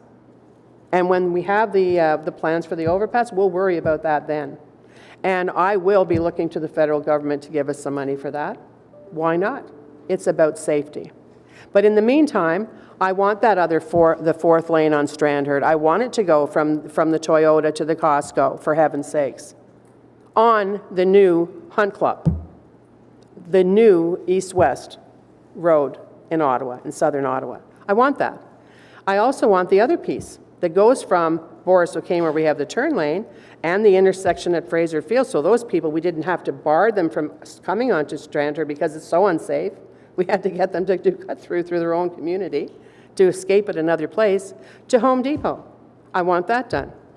And I also want McKenna-Casey, which is a little road that comes over from Moody, which smart people know is an escape route, and you don't have to deal with all the rest of it, but it's so close to the tracks, okay, that I want that closed off. And guess what? We have, just on the other side of the tracks, Dealership Way, which is at the Myers Toyota, with traffic lights. Have it come stop at the tracks, go up the back of our snow dump to connect to Dealership Way, which is already built another way. That's what I want. And in doing so, that frees up a ton of money, doesn't it? Guess what we're going to do? Yes, I will. Yeah, so I'm now out of the chair, and Vice Chair Tierney's sitting here, or sitting there, but he's chairing, so that I can introduce this. This is what we're going to do. Whereas the Barrhaven, I hope you are anyway, Barrhaven Town Centre OPA is recommending contemporary land use policies to enable Barrhaven's downtown to develop and key transportation facilities are required. And whereas the Barrhaven Town Centre is at the confluence of two BRT corridors, those being the Southwest Transitway and Chapman Mills BRTs, and whereas the funding for Greenbank Road was moved, I always say stolen, to Strandherd Drive widening. I'm like Bonnie of Bonnie and Clyde in helping that happen. Project to address the high vehicular volume and lack of any pedestrian, cycling infrastructure, and as well to address the safety issues related to the VIA at-grade crossing. And whereas the Strandherd Drive widening project is scheduled to be constructed over the next several years, and there is yet to be a final agreement with VIA for the grade separation, and whereas the demands for all transportation modes crossing the Jock River to Half Moon Bay are over capacity and virtually non-existent, and whereas the area south of the Jock River has grown to a population of over 35,000 residents in this Barrhaven community, where the whole population is approaching 100,000 residents, and therefore be it resolved that Planning Committee directs staff in Planning, Infrastructure, and Economic Development to work with the Transportation Services Department to detail the funds that would be required to be allocated from Strandherd Widening Project, so I'm stealing from myself again, to fund the following in 2020. Detailed design of Greenbank Road from Chapman Mills to Barnsdale Road. We've done the EA for all of that. Detailed design and construction of the extension of McKenna-Casey to Dealership Drive, including the closure of McKenna-Casey at the VIA crossing for safety reasons. And provide this information prior to the December 11th council meeting so that motion may be considered during council's consideration of the 2020 budget in committee of the whole. Be it further resolved that pursuant to Planning Act subsection, no further notice be given. So, you giving me back the chair? Questions? Okay, yeah, thank you. Thanks. So the Strandherd widening project, I just want to make sure that is a DC-funded project? That's correct, Chair. Thanks. Great. Looking around the table, oh, Glenn? Yeah, so this is a lot to take in and process, but... You and I have talked about this because we know that, as I said, we have similar situations. Yeah, so it's not new money, it's repurposing existing money from within your ward to other projects. And you're looking for creative ways to accomplish significant transportation projects in your ward. Essentially, that's what it's about. Yes, okay. I will support it. Yeah. And it's all modes of like, you know, we can I speak, Mr. Acting Chair? Can you? I'm going to call you on the 5-minute rule in a minute here, so let's keep it concise, please. No matter how many times we all say this, whether it's Brian Coburn, whether it's Eagleson, whether it's Shea Road, whether it's Fernbank, whatever, for those of you that never go to the burbs, you have not a freaking clue what it's like. A person would be, a family outing cannot mean that you're going along Strandherd and you're going to shop, even if you all have a basket and you want to put stuff into it. You cannot do it. You can't walk along Strandherd. You have to cut through the community. I'm really good at giving directions on how to do that. From if you can make it to Home Depot, here's a great idea. You can do this and this, and if you do this, well, then you've got the tracks, but you can take one of the underpasses and get up to Costco eventually, right? I mean, you don't understand. And obviously, this is not an easy thing for me to do, but I'll tell you it's no longer a desperate thing. Because just like the conversations that I've had with Steve Blay, we are going to find a different way. We are going to stop these very important roads that must be built as the communities are being built. And it's not the developers that aren't paying their share, they are. We have to get them built in the timely fashion. It's something we did a few years ago, and I'm sure, well, if you are a suburban person or even know about suburbs, you know this, we're not building parks the same way we used to. And because of that, people are able to enjoy a park in the community they move into within a year, or it's there ahead of time, of them moving in. What a phenomenon. It used to be like 10 to 12 to 15 years that you'd wait for that darn park. We found a different way. We're going to find a different way with this.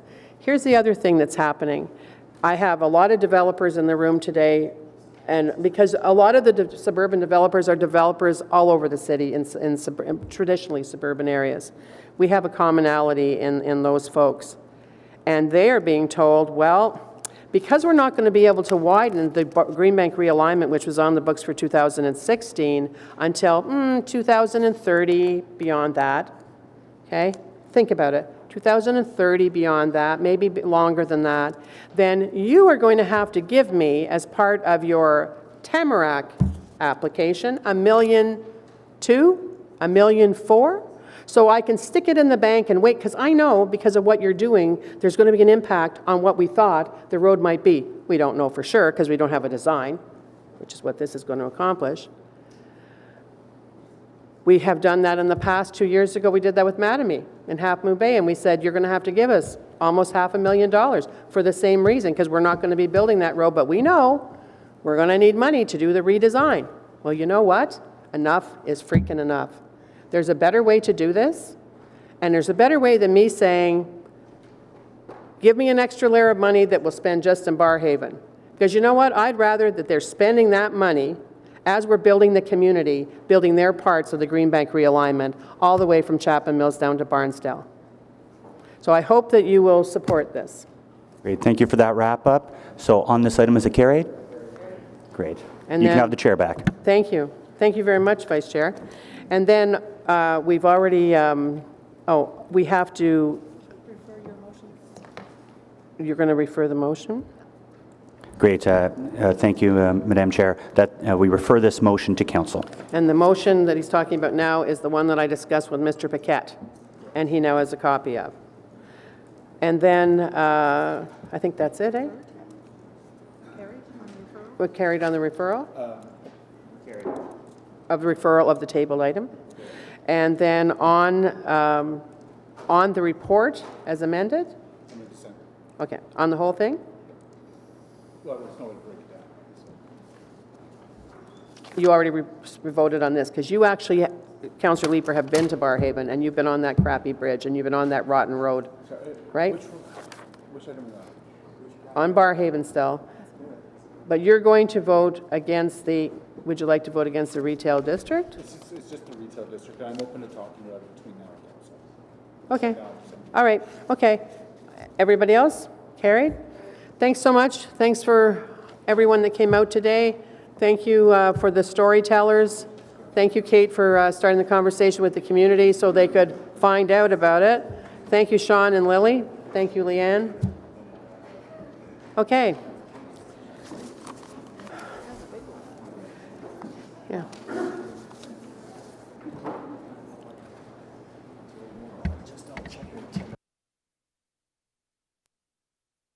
So the next item that we have held is number 3, which is the front-ending report, design and construction of the Stittsville North-South Arterial Road within the 195 Huntmar Drive subdivision in Councillor Gower's ward.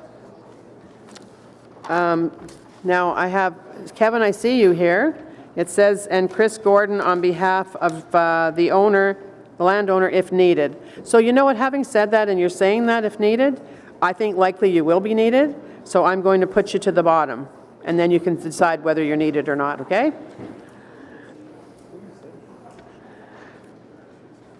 Okay, so then the first speaker up, we have Brian Crombie. Brian, are you here? Thank you. Come on up. Brian is speaking on behalf of Mr. Melnick today, and yourself, right? Thank you.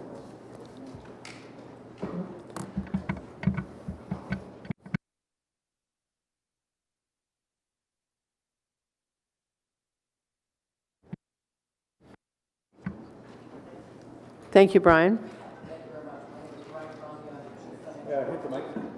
Sorry. My name is Brian. And if you've noticed, the sound system is awful in here. So try to talk as directly as you can into that. Thank you, Madam Chair. My name is Brian Crombie. I'm the Chief Financial Officer for the Ottawa Senators hockey team. The Ottawa Senators values its patrons and strives to provide a better level of accessibility. Almost 2,400 vehicles exit the CTC by way of Palladium Drive after each event within a 45-minute period. John Manconi said last week, "We get it.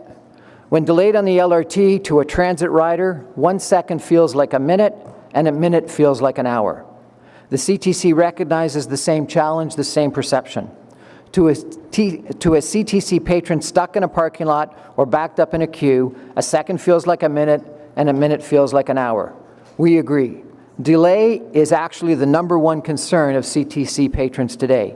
Getting out of the lots is already one of, if not the #1 complaint by our fans, and the proposed roadway will be adding additional time and congestion to the post-event time period. The development of 719 homes will result in additional pedestrian activity from the community to the CTC. In addition, ticket holders are likely to park in the neighborhood and in the commercial areas on street and walk to the CTC. This pedestrian traffic is currently designed to travel along the north side of Palladium Drive and cross the north side of the roundabout at the very same time as 2 lanes of traffic are heading to the 417. This too presents a concern that the models have not considered and a significant safety concern. CTC continues to experience ongoing costs on a regular basis that extend well beyond our lands. We pay additional costs for traffic cones, off-duty police officers as far away as 800 meters north of our property, as well as a kilometer south of our property. This development is likely to add to those ongoing costs, and there is absolutely no mention of restitution. Despite repeated requests over 2 years to address CTC concern to this roadway proposal and the impacts it would have been on our development, the traffic consultant reports undertaken by the proponent have yet to show any analysis that provides an analysis of the concept upon our pre-event and post-event patrons. In the absence of this, we have had to commission our own study that indicated that the delays that increase the time it takes to travel between Huntmar Road and the 417 are increased by almost 4 minutes or 400%. Even with numerous yet-to-be-accepted improvements, the time is doubled, and this is before taking into account the impact of pedestrians crossing the roundabout. There is no discussion of alternative options or staging alternatives aimed at minimizing the impacts to our patrons. This morning you received a letter from the owner of the Ottawa Senators. Please let me read it. Dear Councillor Harder and members of the Planning Committee, a decision to allocate a specific amount of funding at this time prejudges the decision of Council on the subdivision application for 195 Huntmar and should be deferred until a decision is made on that application. We were made aware of this report when the agenda was published. We would ask that you defer consideration of this matter until the subdivision has been approved. The City of Ottawa has not completed its review of the subdivision and has not issued conditions for draft approval. Any commitment of development charge funds is premature. The owner has not yet provided the City with any detailed plans for this road, as the subdivision is still in the planning stages, not the design stage. The requirements need to be agreed upon prior to there being any understanding of the actual costs for the roadworks, which is the subject to today's approval. As previously discussed with the City, the impact upon the current road operations of Palladium Drive during the pre- and post-game events at the CTC have not been included in this analysis done by the owner, and this we don't think is appropriate. This road network must be able to serve all of the community, including the patrons of the Canadian Tire Centre, the #1 complaint by far, which has been congestion experienced by over 1 million people annually, as the CTC is the only major community facility in the west end of the City of Ottawa. The development in this area must recognize the importance of such a facility and the needs of those who attend events. The timing of this commitment is also important to the city in terms of budgetary commitments. If this work is not to be undertaken for a number of years, then the city does not have the funds available for other projects. This commitment should only be made once the owner has made the commitment to build the subdivision by finishing the subdivision process. The city has failed to properly consider the legitimate concerns of Capital Sports and the Ottawa Senators and its over 1 million patrons made over a number of months. We would ask that the city work with us to arrive at a solution that will serve both the land developer and our organization. Signed, Eugene Melnick, owner and governor, Ottawa Senators, CEO, Capital Sports. Thank you. Thank you, and thank you for providing us with that ahead of time so we had a chance to read it. Councillor Blais? Yeah, thank you very much for coming out today. Gower. About 4 years ago, Transit Commission approved a plan to offer the Ottawa Senators a similar deal that exists at Lansdowne Park, where there's a surcharge on tickets in exchange for free transit, and this would enhance transit out to the arena in the West End. And that offer was rebuffed by the Ottawa Senators. I'm wondering if traffic congestion is your main concern, would the Senators consider that option from OC Transpo to reduce the number of cars traveling out to the arena? Palladium Drive works, and this proposal destroys the one thing that currently works best. In regards to your question, if we put a surcharge onto the tickets, that reduces the revenue associated with the Ottawa Senators. The Ottawa Senators fans think a ticket price, they think about a ticket price for a full price standpoint. And so therefore what it will do is reduce our revenue take. The Ottawa Senators currently enjoys revenue at the bottom of the NHL. And so the answer to your question is no. Senators aren't supporting transit to the arena. The Senators are very supportive of transit, providing a ramp that OC Transpo uses. We advertise and market combined tickets in OC Transpo on a regular basis. I tried to talk to the chair and Glenn Gower, Councillor Gower, this week about LRT and our desire to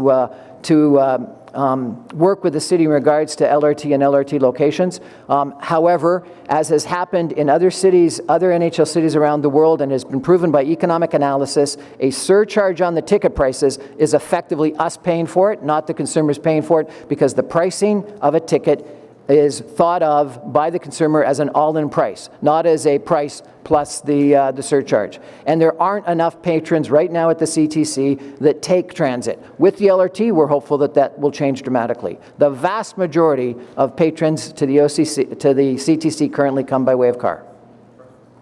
Well, thank you for your response. I think it works at Lansdowne, it works at Blues Fest, and it works in other places, so I think it would work at the Corral Center, CTC, whatever it's called now, too. Thanks. Right, I'm looking around. Do we have further questions? Glenn. Thank you. I have a number of questions for staff, but I will save those to the end.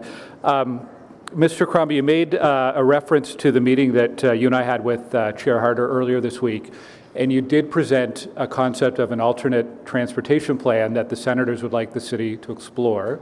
Can you describe that in broad strokes for us? Because I think it's relevant to the whole conversation here. Certainly. The current subdivision plan that has been contemplated has a southern exit from this development that intersects with Huntmar Road. Some of the people in the area actually think that the whole development, both the roundabout to the north and the roundabout to the south with the second access to Huntmar Road, were going to be built at the same time.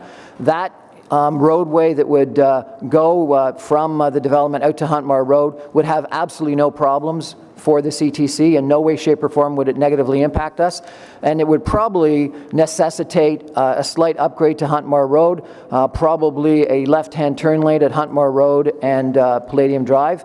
Huntmar Road is a road that currently is undersized and is a problem, and I think a lot of your residents in South Stittsville would probably really enjoy the upgrade of Huntmar Road and would have zero negative impact on CTC.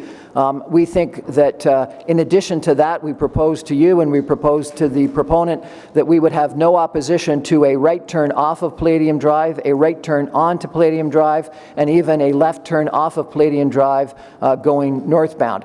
The difficulty for us is the roundabout, because what the roundabout does is it creates a hairpin turn that takes every one of those cars southward on Palladium Drive to go around a hairpin turn. And as I mentioned quickly in the meeting, we have not yet analyzed the impact of residents crossing that roundabout, so that the roundabout impacts negatively the time dramatically, but with residents crossing, particularly late at night after a game and or people that are parking in that area, we think that there is going to be an increase in delay and a safety issue when the second stage, proposed already, has no problems for us, has no negative impact to Palladium Drive.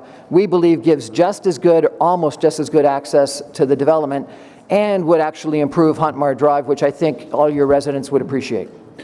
And you think overall, though, the transportation network needs a review and an upgrade in the Stittsville-Canada West area? Yes, prior to 2002, it's our understanding of the north-south arterial road, which I believe is called Abbott Road, was supposed to come straight up. Robert Grant, but... Robert Grant, I apologize, was supposed to come straight north to intersect with Palladium Drive somewhere between Frank Finnegan and or Cyclone Taylor, the roads that are at the CTC. We believe that makes sense. There are numerous different cars that leave the CTC that go south on Huntmar Drive. With the current proposal, they would have to turn left they'd have to turn right coming out of the parking lot, they'd have to turn left at Huntmar Drive, they'd have to turn left at the north-south arterial, they'd have to turn right at the Urbandale property to get onto that Abbott Road to go south, versus the proposal that was in existence and approved by, I believe, this council prior to 2002, would have them coming straight down from Palladium Drive from Cyclone Taylor. That, we think, makes a ton of sense.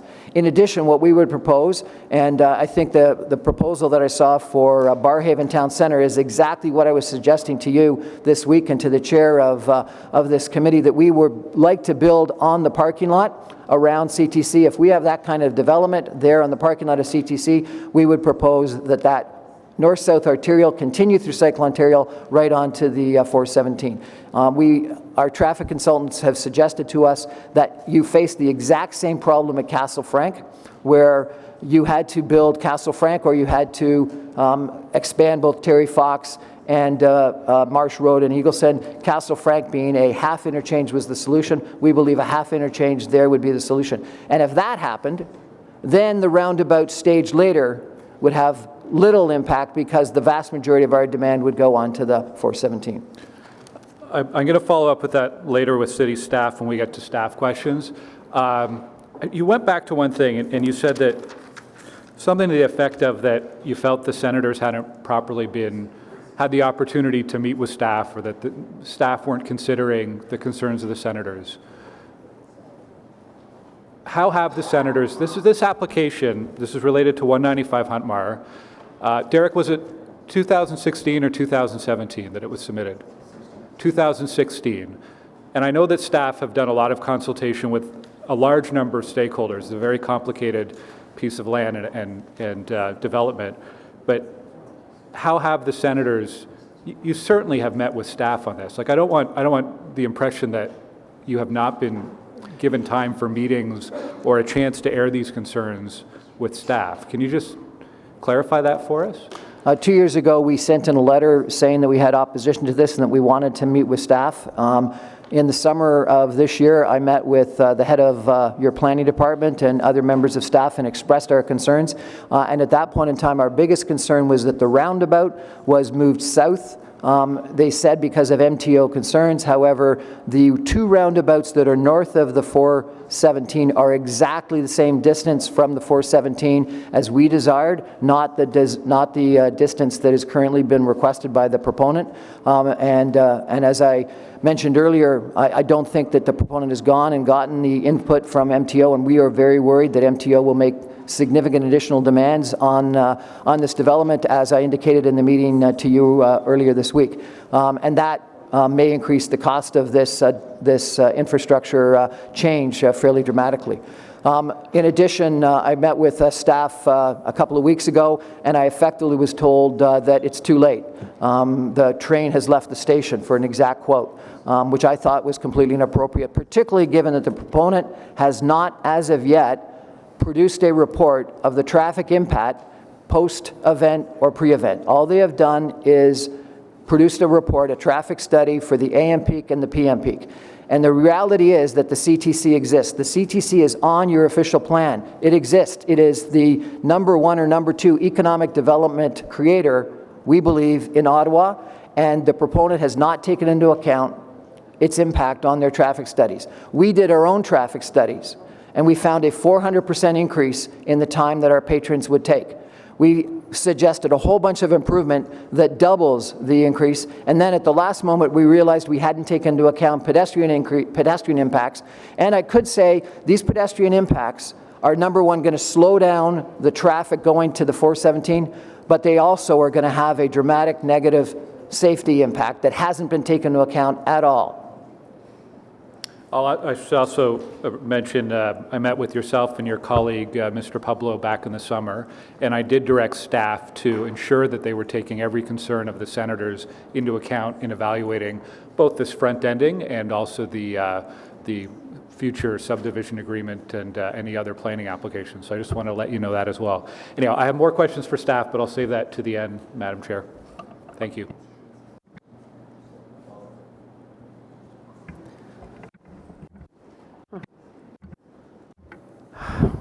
God, can't even turn it on, so it can't work. Councillor Moffat?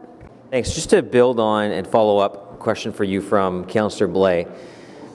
Do you have, so for my understanding is that the transit surcharge on your tickets would have been less than $1. Do you have, and of course what that gets you is that every patron can now use their ticket as a bus pass. It's phenomenal. It worked. I used it when I went down to Toronto for the Pan Am Games. It was really the thing that helped me go down to the Pan Am Games. It made it so easy to move around. I know, like Councillor Blais said, we do it at Lansdowne. It's been a huge success there, and we do it with Blues Fest. Do you have examples? You mentioned other NHL situations where that's happened and it's led to a reduction in attendance at games because of the transit aspect. Would you be able to provide us with data to support that? In both the Calgary and Edmonton negotiations between the city and the team, they provided economic analyses that showed that to the extent that a surcharge was applied, that what would end up happening is there would be lower demand, or the revenue that the team enjoyed would go down. So effectively, consumers pay a price. Consumers are willing to pay a price. And frankly, this was mentioned in council yesterday by the mayor. I think the mayor said, when you put a tax on a building, you know who pays it? The homeowner. And that was exactly what the mayor said yesterday, and it's the exact same point here. If we put a surcharge on the tickets, the reality is the consumer pays it, and so if the consumer is willing to pay $80 versus $79 and a buck surcharge, that's a buck less that he ends up paying that surcharge, and so therefore he's less willing to come to the game, and so therefore either less people come to the game, it's supply and demand, or we get less revenue. So it's effectively that we get less revenue, and the Ottawa Senators right now cannot afford to enjoy less revenue. Even that $1. So when the mayor was speaking yesterday, that was about rental units, right? So that was actually talking about $25 a month increase on property. So over the course of a year, of course, that's $300. And what we're talking about for a ticket price would be about $1, or maybe less than $1 per ticket. So you're saying that addition of $1 per ticket would negatively impact the Ottawa Senators' bottom line? Yes. And as I said, that was exactly part of the negotiations in both Edmonton and Calgary between City Council and the proponents of the new arenas in those facilities. And frankly, as you probably know, it was part of the negotiations that took place here in Ottawa when considering a downtown arena. Do you factor in the fact that $1 extra per ticket, if it was that high, would lead to potentially more patrons using transit to get to your building, which would lead to less vehicles in your parking lot, which would lead to less congestion before and after games, and would lead to the number one problem that you have, which is delays in the parking lot, going down? Do you factor all that into your cost? What you're effectively saying is we're forcing to make transit free by charging everyone for transit. If transit is free, more people use it, yes. But you're forcing everyone, and the vast majority of our patrons don't come by way of transit. You're forcing everyone to come by way of transit. I get that, and it works. It works. The UPass works. Like, this is something that, yes, you're forcing your patrons to pay for something, and it works. And it leads to less congestion. It leads to more people using transit. We've seen it time and time again in this city. It does work. With respect, in a downtown location, it might work. In Canada, it will not work. There are too many people that are completely reliant on cars in Ottawa that come to the Ottawa Senators game by way of car. If you forced everyone to take transit until and unless the LRT is built, I don't think it would work. And what you'd end up doing is harming the economics of the Ottawa Senators. Just like I believe that this interchange change is harming the economics of the Ottawa Senators. It seems that there are lots of things that are happening that are harming the economics of the Ottawa Senators. Wow. Okay. Thank you for your open-mindedness.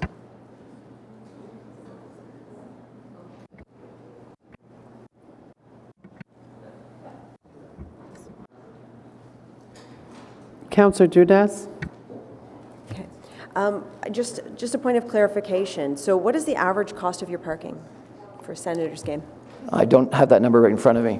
We give parking for free for season's ticket holders, so it's included in the price, and suite owners, and then there's prices that go from $10 to $20, but the average I don't have in front of me. Okay, so maybe 10 would be a safe bet? I don't know the average cost, I apologize. Okay, so it's more than $1 though? Yes. Okay.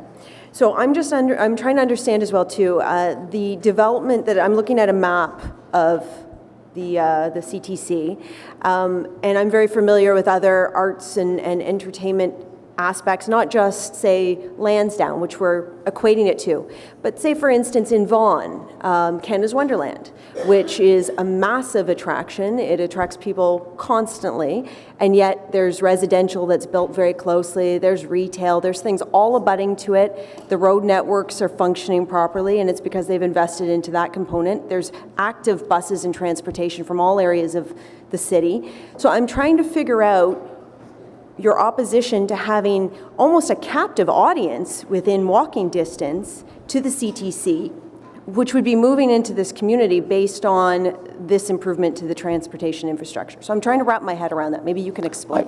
We have no difficulty with the 719 residents, and the idea that some of those or all of those would become Ottawa Senators hockey fans and would come to games is spectacular. We believe that what ends up happening is, based on the current plan, lots of them, and frankly, lots of other people will be parking in that area. We'll use the roundabout, we'll cross at that roundabout, and with the current proposal that's either got a one-line slip line or maybe a potential two-line slip line, what you're going to do is you're going to have, late at night, numerous residents crossing, which is, number one, going to have a delay. So as residents cross, and if you've ever been to an Ottawa Senators hockey game, you know from Huntmar Drive to the 417 on Palladium is a constant stream of traffic. You start to put pedestrians in there, number one, that's going to be slower. Number two, probably what we're going to do is either have to put in a pedestrian crosswalk, or we're going to have off-duty policemen that's going to stop the traffic because the safety is going to be paramount. That's going to have a further delay, and it's going to have a cost. None of that has been taken into account so far in any of our studies or the proponent studies. So pedestrians have been forgotten in this equation so far. The sidewalk on the north side of Palladium Drive only comes down as far as the driveway that goes into the Auto Mall. It would have to be extended down to the bottom of the roundabout. People would have to cross 2 lanes of a slip line, 2 lanes of a northbound roadway, 2 lanes of a southbound roadway, and then another slip line to get across before they then have to cross the western part of the roundabout before they could get to their homes. I do think that those fans will come, and I love the idea of those fans there, but the impact on delay, intermixing pedestrians and a roundabout, and lots of people have said roundabouts work great for cars, they're terrible for people. And we're doing that on a 45-minute to an hour time period that's probably some of the busiest streets in all of Ottawa during that time period. So the other thing is the fact that if you were to invest in our transit system, in the city's transit system, by allowing your patrons to come via transit, you're talking about, I don't know how many people you can pack into one bus, but say 100 people, maybe I'm being optimistic, but 100 people, that's how many single vehicles off that road? So once again, so I guess I'll get back to another point is, have you, you said a 400% increase in time. What does that actually mean? Like, what are we talking about here? Almost 4 minutes. So we're talking about 4-minute delay for somebody getting out of the parking lot for Yes. the Sens game. And I remind you that your head of transit, I believe, said that a 1-minute delay for transit riders feels like a minute. So I've gone to a lot of Senators games. I've gone to a lot of activities at the CTC, and I have to tell you, when I'm coming out, I know I'm going to be delayed. I know it's just going to happen. We'll stall, I'll get an extra drink at the concession stand, or I'll do something like that.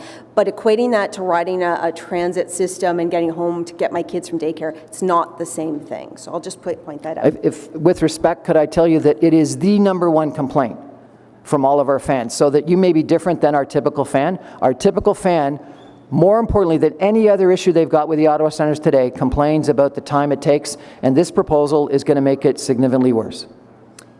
So maybe transit's the option. I will ask one more quick question, in that you proposed an alternative solution. Are the Senators interested in contributing any money towards putting that solution forward? The Senators believe that we and our fans actually paid for this interchange. As you may remember, in the 1990s, Bob Ray, the Premier of the province at that time, did not fund the interchange. It is the only privately funded interchange in Ontario history. The fans and the Ottawa Senators paid for that interchange. This beautiful road that is designed by engineers perfectly to get people out of our parking lot onto the 417 has already been paid for the Ottawa Senators. We don't see why you're taking a road that is perfect, the best thing about the exit, and making it into a hairpin turn with a roundabout and pedestrians crossing it. You're taking the best thing about our exit and making it worse, when there is an alternative that we think is half the price, that improves the one roadway that we think Stittsville is going to enjoy. This is a little stub of a road that no one in Stittsville is going to appreciate. Huntmar upgrade would be appreciated. Councillor Hubley, I just want to let everybody know that sitting here patiently in the audience, we have 8 items held after this item. Yeah, I can't make it up. I do. Somebody counted. 8 items. So normally our rule is for me to ask you if you want to take a break for lunch at 12:30. I didn't ask you, but I can tell you that unless somebody's going to argue with me, after this item, we are breaking for lunch, which will be a half-hour break. So for those of you in the audience that may not be here associated with this item, if you would like to go and grab something to eat, feel free. I can tell you I still have, how many speakers? 3, say 3 speakers at least. I'd say that we're probably not going to be back. We definitely won't be back before 1:30, possibly 1:45. We're only going to take half an hour, but we have to get to the point where we do take the half hour, okay? Sorry. Councillor Hubley. Thank you, Chair. Just a couple of points, if I could, Mr. Crombie. I know you're raising the concern, you've mentioned several times about the General Manager of Transit, talking about transit users. But my understanding is there's no plans for transit to be going through this piece. They have the ramp off of Lot 9 that is used for transit direct to the 417. Is that not correct? Maybe Councillor Gower can tell us, if you're not aware.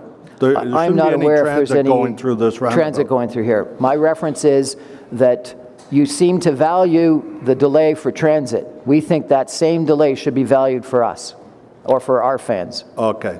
So, and the other point, you're saying that your customers wouldn't accept a $1 charge on the ticket for transit, and so therefore it would come out of your cost.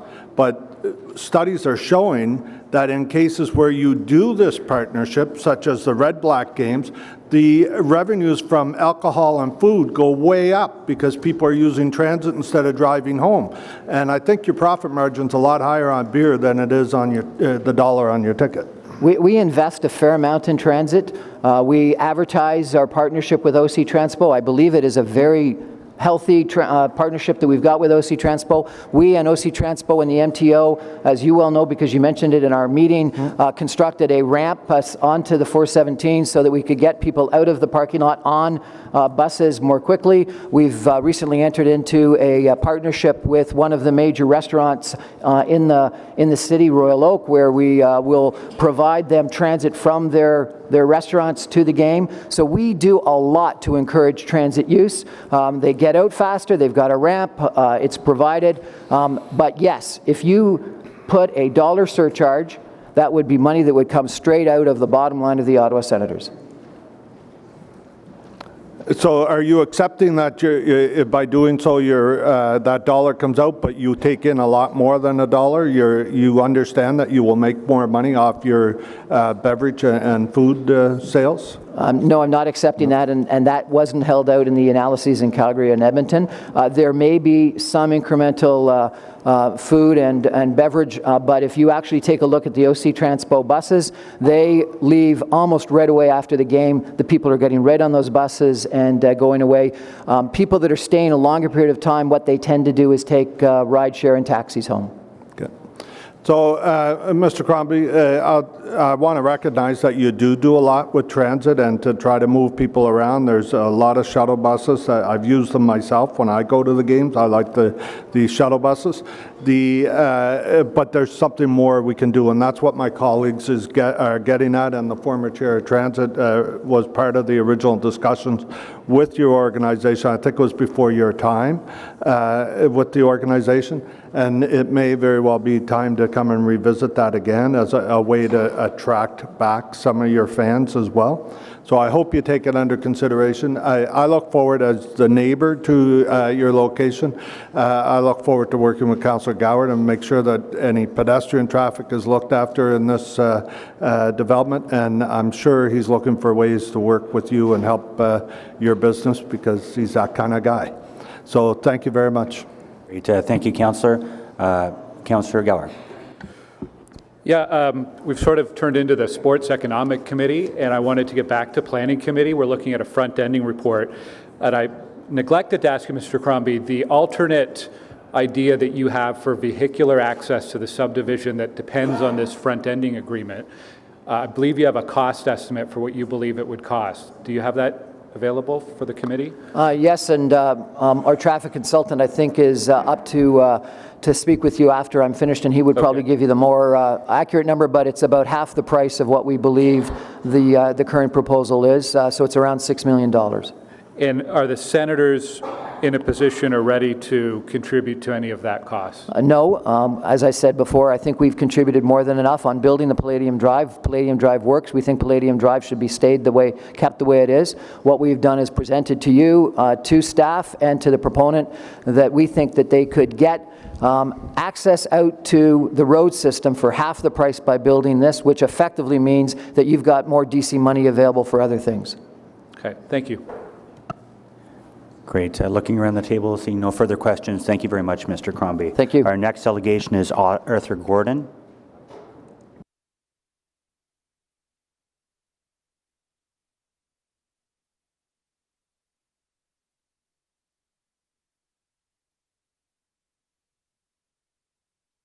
Good morning, Mr. Gordon. You have 5 minutes. The floor is yours.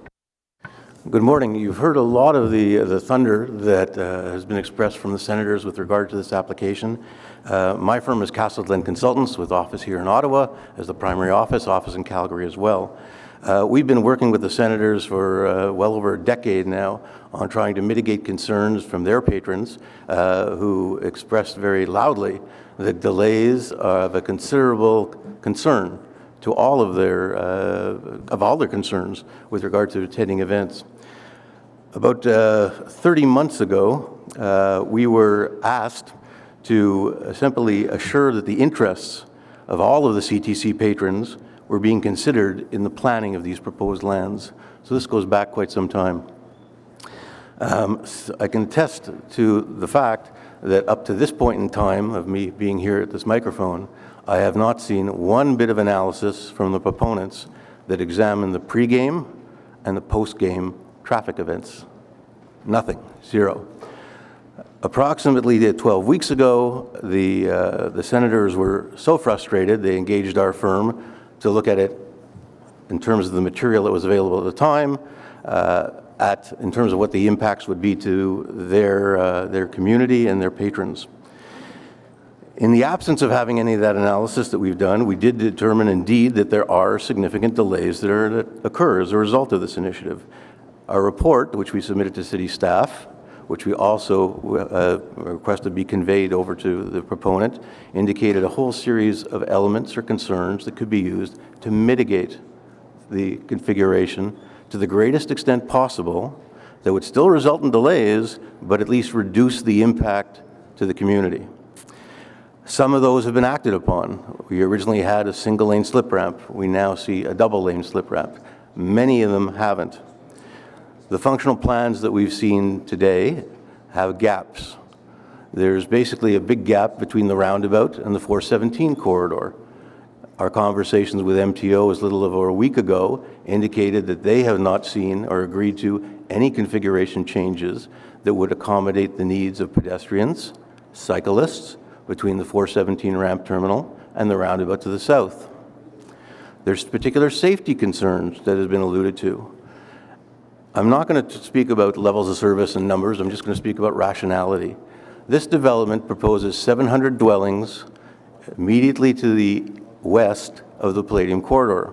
It will link to the Stittsville main community pedestrian-wise. Even though the roadway doesn't exist now, pedestrians will walk over to the community, it's just green space, walk through the community in order to get to the CTC Center.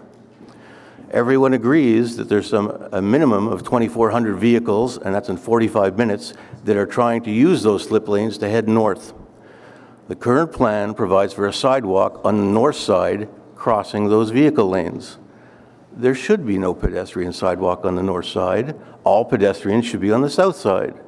There are no accommodations for cycling lanes in concert with the cycling plan. You may hear, indeed, that the plan needs to be furthered and there will be additional changes to the plan. Our question is simply this. You have a dollar value in front of you down next to the $2. It doesn't cover the costs with respect to all the infrastructure that residents may be expecting. I think, as a minimum, what might be considered as a mitigation might be a motion that could read something like Planning Committee direct city staff and request the development proponent to examine staging and refinement opportunities to mitigate delays and improve safety of the subject works that address the Canadian Tire Centre concerns.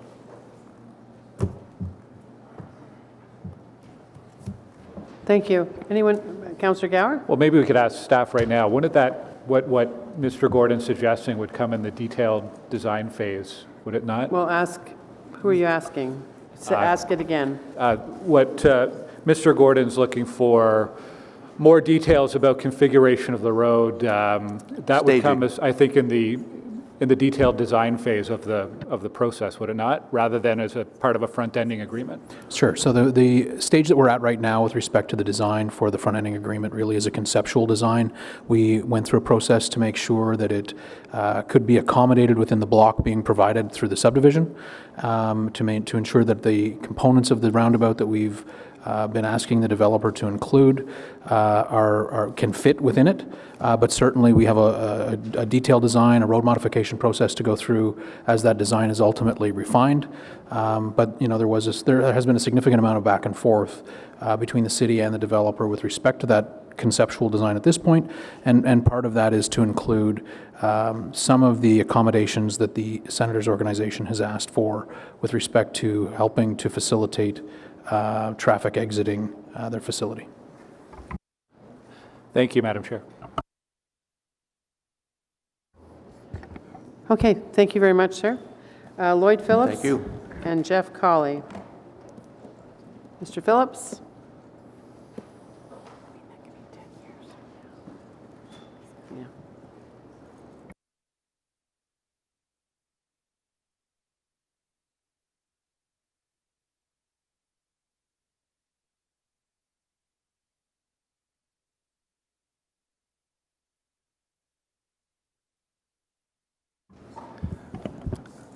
Good morning, Madam Chair, members of the committee. My name is Lloyd Phillips, planning consultant to Palladium Auto Park, co-tenancy number 2. I've also been the planning consultant for many years to the Palladium Auto Park, which I think everybody knows is just to the west of the arena. The reason we're interested in this file is because the Palladium Auto Park 2 owns about 19 acres on the south side of Palladium. It started off as a larger property. The gas station was severed and sold, and the police station property was created. So we're dealing now with the remaining 19 acres. The plan for Kanata West has been ongoing for, I'm going to say, probably about 20 years. And so the original road pattern was established long ago, and it was planned for quite a long time that Palladium Drive would be realigned to have I'll say a T intersection with a future north-south arterial. The configuration that you see this morning for this front-ending agreement is the result of really a response from MTO to say, well, the conceptual plan that was proposed for many years, in fact, the intersection would be too close to Highway 417, and it's been moved south in response to that. There's been a lot of work and discussion on this for many, many years, and we have been working with the owners of 195 Huntmar to enable, I'll say, a workable solution to this. Part of this involves a land exchange between Palladium 2 and the owners of Huntmar Drive, and the owners of Palladium 2 would like to see this through, and that's why they support this front-ending agreement proposal that's before the committee this morning. So with that, I think we've concluded, and I forgot to mention Jeff Cawley is here with me. He's representing the Palladium 2 Owners Group through the Graham organization, and with me in the audience is Jeff Mearns, and he's also part of the Palladium 2 group. So we are here to answer any questions that you may have. Anybody have any questions? Thanks, Lloyd. Thank you. Okay, so Mr. McCrann and Chris Gordon.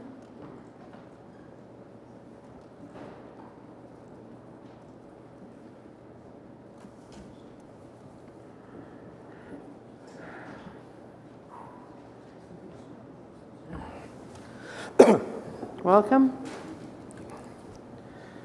Morning, Madam Chair and members of committee. With me today is Christopher Gordon, the project's transportation engineer. We filed our application on this property July 22nd, 2016, more than 3 years ago. We started consulting with the Ottawa Senators before that date. This was our formal application date. We've met with a number of different personnel, different consultants through the years with that organization. Over the past 3 years, we've worked diligently with a number of different stakeholders, including the MTO, which was very involved in the design of where we're at today. The Palladium Auto Park owners, who you just heard from, that we have a land exchange agreement with. We've consulted with City Planning, Transportation, City Parks and Rec, the Ottawa Carleton District School Board, the Ottawa Senators again, the local councillors, and we've held open houses for community stakeholders. Our development will include 155 single detached homes, 418 townhouses, 13,800 square meters of community retail, 42,000 square meters of office space, a city-owned district park, and a prospective high school. The park and the high school would have shared facilities, which would benefit both of their economic instance in that case. Our goal was to create a plan that would shape the corner of Stittsville. We are in agreement with staff recommendation on the form of the front-ending agreement. The front-ending agreement will build the first section of a key piece of Stittsville transportation infrastructure, Robert Grant Avenue. The construction of this Robert Grant is consistent with the Transportation Master Plan, Phase 2 project. It's affordable within the development charge bylaw and the city 10-year financial model. It conforms with as an incremental to the north-south arterial Robert Grant plan. It has the support and concurrence of the MTO. is consistent with the transportation network for Canada West. The Ottawa Senators were invited to be part of the Canada West Owners Group at the very conception of that group some 20 years ago. The Ottawa Senators declined at that time, or maybe shortly thereafter, to be a participating member of QUAG. QUAG is also a proponent of what we're doing here today. We also have the approval of all the other adjacent landowners, and we have the $10 million budget allocation affords the North Roundabout, realignment of Palladium, and the connection to 417. We've looked at the Senators' alternate proposals. They, to be frank, they make no sense to us. They do not work. They're not part of what was planned for this community. They do not work for what we want to do here, what we want to create here for the long-term vision. It is the first we saw of it was probably 3 weeks ago. They talked until today was the first time I've heard a 4-minute delay. Up to last weekend, it was a 51-second delay. The 51 second was told to us to be a 100% doubling of the time it takes to get out of the Canadian Tire Centre. I've been a season ticket holder since the very first day of the Ottawa Senators, and I remain a fan. I've never driven out of the Canadian Tire Centre in 51 seconds. So it's more like 30 minutes plus 51 seconds. To exaggerate a point means you don't have a strong point. I agree with the senator that's an issue, but that's the context of having a 20,000 people or whatever, how many people are attending games, leaving a piece of community infrastructure such as it is. We consulted with them. We don't need the 2 slip lanes for our community. We've consulted with them. We believed we met most of their demands or their requests. We've included in the budget. We're prepared to front end the funds to pay for those slip lanes. We've been waiting a long time for this development. It makes sense. Our next steps are to stipulate that they haven't seen the detailed design. That's the next steps. That's the process we're in. Today we look for the front end agreement. The next steps, we complete the roadway modification approval and functional design report. After that, we continue our supporting transportation analysis. We continue our consultation with the MTO as our analysis is prepared and the functional design is created. We would also be prepared to continue our consultation with Canadian Tire Centre to take in whatever concerns they may have. We're available to answer any questions you may have. Councillor Gower? Thank you very much. We heard from the proponents that they have an alternate transportation plan that they believe would cost around $6 million. Have you had a chance to look at what they've proposed for alternate road access? And is it feasible? And have you done any cost analysis on it? So we've looked at it. It's from just an economic development perspective. It's not feasible. It's not. It makes no rational sense with what we're trying to create there. And our costing of that analysis is about $24.6 million. I think we've shared that with staff and had comments back. So I would let them speak to that. But when we see $6 million and the road alignment is not prepared, the land ownership is not ready for that realignment. Huntmar is not part of the road net, or the expansion is not what we're looking at. It literally makes no sense to us. So you're prepared to front end just over 10 million, but not upwards of 20 million? We're prepared to do the $10.6 million front end because it makes sense to our development. We're not prepared to do $24.6 million. That makes no sense to our development. Okay, thank you.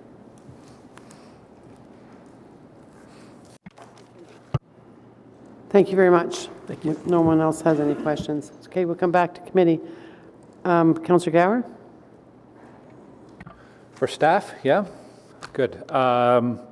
For staff and wrap up. Yes, I have a number of questions. So we've heard sort of something different from each of the delegations in terms of the MTO's involvement here. Can staff clarify, have MTO evaluated the transportation plan, and what kind of feedback have we heard from the MTO? Madam Chair, it would be helpful if we could clarify when we speak to the transportation plan, the plan that we're seeking approval for front-ending, or Yes, the plan being proposed by the senators? Yes, the plan that we're seeking front-ending for currently in front of us. So I did have a discussion with the representative from the Ministry of Transportation last week. We had the indication that they gave to us was that they have been in discussion with the Kavanaugh-Shankman group to review their designs, that in general they're supportive. They appreciate there may be a need for more things to be fleshed out as we go through the road modification process. Okay.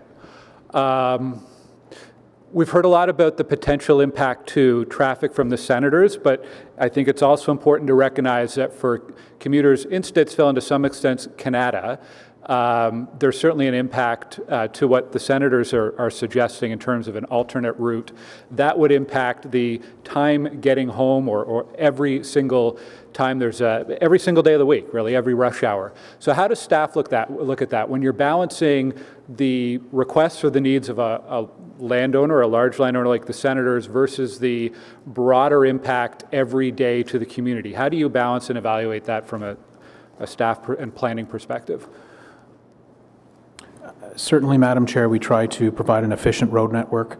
We did meet with the Senators Organization on the 15th of November where they presented their alternate phasing plan, which provides, certainly a more circuitous route for the development at the benefit of the people that are attending games or other events at the CTC. The circuitous route does create a challenge, but there are other challenges with that proposal as well that, at a very high level, and again, we've only had sort of that discussion for not quite 2 weeks. So there are certainly some challenges on the high level that we identify that would need to be fleshed out before ever considering that type of proposal. Certainly we do have policies in our transportation master plan that speak to, the onus being on our major events to accommodate their traffic or to deal with additional operational requirements associated with their traffic as opposed to it being a city requirement. Okay. Have staff, so we heard from the proponent that the cost of their alternate concept for providing access would be $6 million, and we heard from the proponent it's $24.6 million. I imagine it's somewhere in the middle, but have staff done any analysis on what the cost would be? Madam Chair, staff have taken a very high-level look, and we've looked at some comparables and recent costings, from a unit rate, and what we're looking at really is the construction of a road under their alternative phasing proposal is the construction of the first 2 lanes of Robert Grant from the southern roundabout out to Huntmar. We're looking at the widening of Huntmar and the urbanization of Huntmar north to Palladium. Intersections at the Huntmar-Robert Grant intersection, potential upgrades to the intersection at the Palladium-Huntmar intersection. The costs that we're getting at a very, very high level are closer to the 20 million mark. Sorry, say that again? I missed the number. Sorry, closer to 20 million. 20 million, okay. And I think it's important for the committee to know, too, that the land that this arterial road will serve, 195 Huntmar, is right now, I mention it because it came up in the letter that was circulated by the senators, that they're looking for, it's the sequence of subdivision approval versus the front-ending approval, but it's my understanding that this particular 195 Huntmar land development is not being approved unless there is the arterial road being built. Is that correct? Yes, Madam Chair. Okay, thank you. I'm going to try to wrap it up briefly because this has been a long item. But, we often get accused of approving developments without the transportation infrastructure in place. In this case, we have a very complex land development known as 195 Huntmar that actually is being held up because there's not transportation infrastructure in place. There is no arterial road to give access to it. The senators have presented one plan, the proponents have presented another plan, but bottom line, this application will not be approved until there is some kind of road access. And it is an incredibly complex file. Mr. Phillips, or was it Mr. Gordon? One of our delegations alluded to some of the stakeholders here. You have the MTO, you have the auto park, you have the school board, you have the Ottawa Senators. We have a district park that we had to move around. The MTO even has a animal burial ground at the north end near the Queensway that had to be dealt with. So a number of stakeholders have come to compromise and have worked together to get to a place where staff, I believe, are comfortable, except for this last piece, this access to the arterial road. The proponent is ready to front end just over $10 million. This is a significant investment in our community. The Ottawa Senators have suggested a plan that they believe will cost $6 million. I don't know what the actual cost is, but it's certainly more than that and certainly more than $10.5 million. And I think what the senators are looking for in the long term is for us to reopen the transportation master plan for the Stittsville-Canada West area, reopen the approved Phase 3 rail alignment. They're even looking to have the MTO build another interchange along the Queensway, and they're willing to contribute zero. And I heard Mr. Crombie say that they want to serve all of the community. And I totally recognize the importance of the Ottawa Senators to our city, and I totally recognize their desire to serve their customers. But to delay our transportation plans in this area, and also the ability of 195 Hartmar, the proponents, to move forward for 1 to 3 minutes of egress time at the end of the game doesn't seem like a good balance. So I would encourage my fellow committee members to support this and allow us to move forward on a small but important part of Robert Grant Avenue, which is a crucial part to our transportation infrastructure in the West End. Thank you. Anyone else have anything to say? No? So on the item, carried. Thank you very much. I'm going to ask committee members if they would agree to notice a motion that Councillor Blais was intending to put at the end, but to vote on whether or not we can actually put the motion on the agenda now, and do it now, is my point, because otherwise we wouldn't be doing it till the end. He's got a commitment that he's not perhaps going to be back here for. So do you agree that we can deal with this item just before we shoot out for lunch? Yep. Okay, Carrie? And on the motion, which now not a notice of motion? Yep, thank you very much, Madam Chair. The issue of road closures to support development is causing a lot of pressure all over the city, and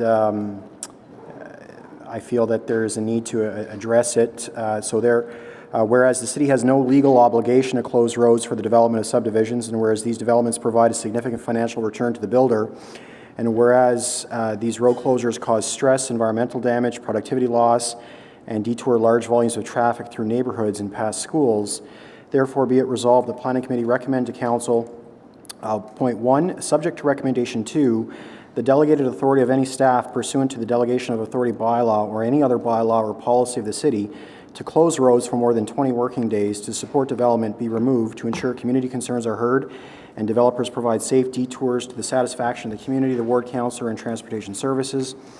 Point 2, delegated authority may be restored with the written concurrence of the ward councillors in which the portion of the roads proposed to be closed are located. And point 3, that the general manager, planning, infrastructure, and economic development be directed to submit a report to committee and council in 2020 to provide recommendations as to the appropriate process moving forward to ensure that concerns expressed in this motion are addressed. So effectively, we would remove delegated authority today to provide it to the councillor for their concurrence and ask the general manager to come back with a new process sometime next year for the authorization of road closures to support development. Carried? Okay, thank you. Okay, so for everybody in the audience, well, the few everybody's that are left, we do have 8 items still held. We will be back here at 1:45, and we'll soldier on from that point. Okay? 1:45. 12:45 maybe? No, that's wrong, isn't it? Is it only 10 after 12? Oh, then we didn't even have to quit yet. Do you want to try and knock a couple off? My speaker's gone. But I asked people, but there might be people here. We'll come back at 12:45, okay? 12:45.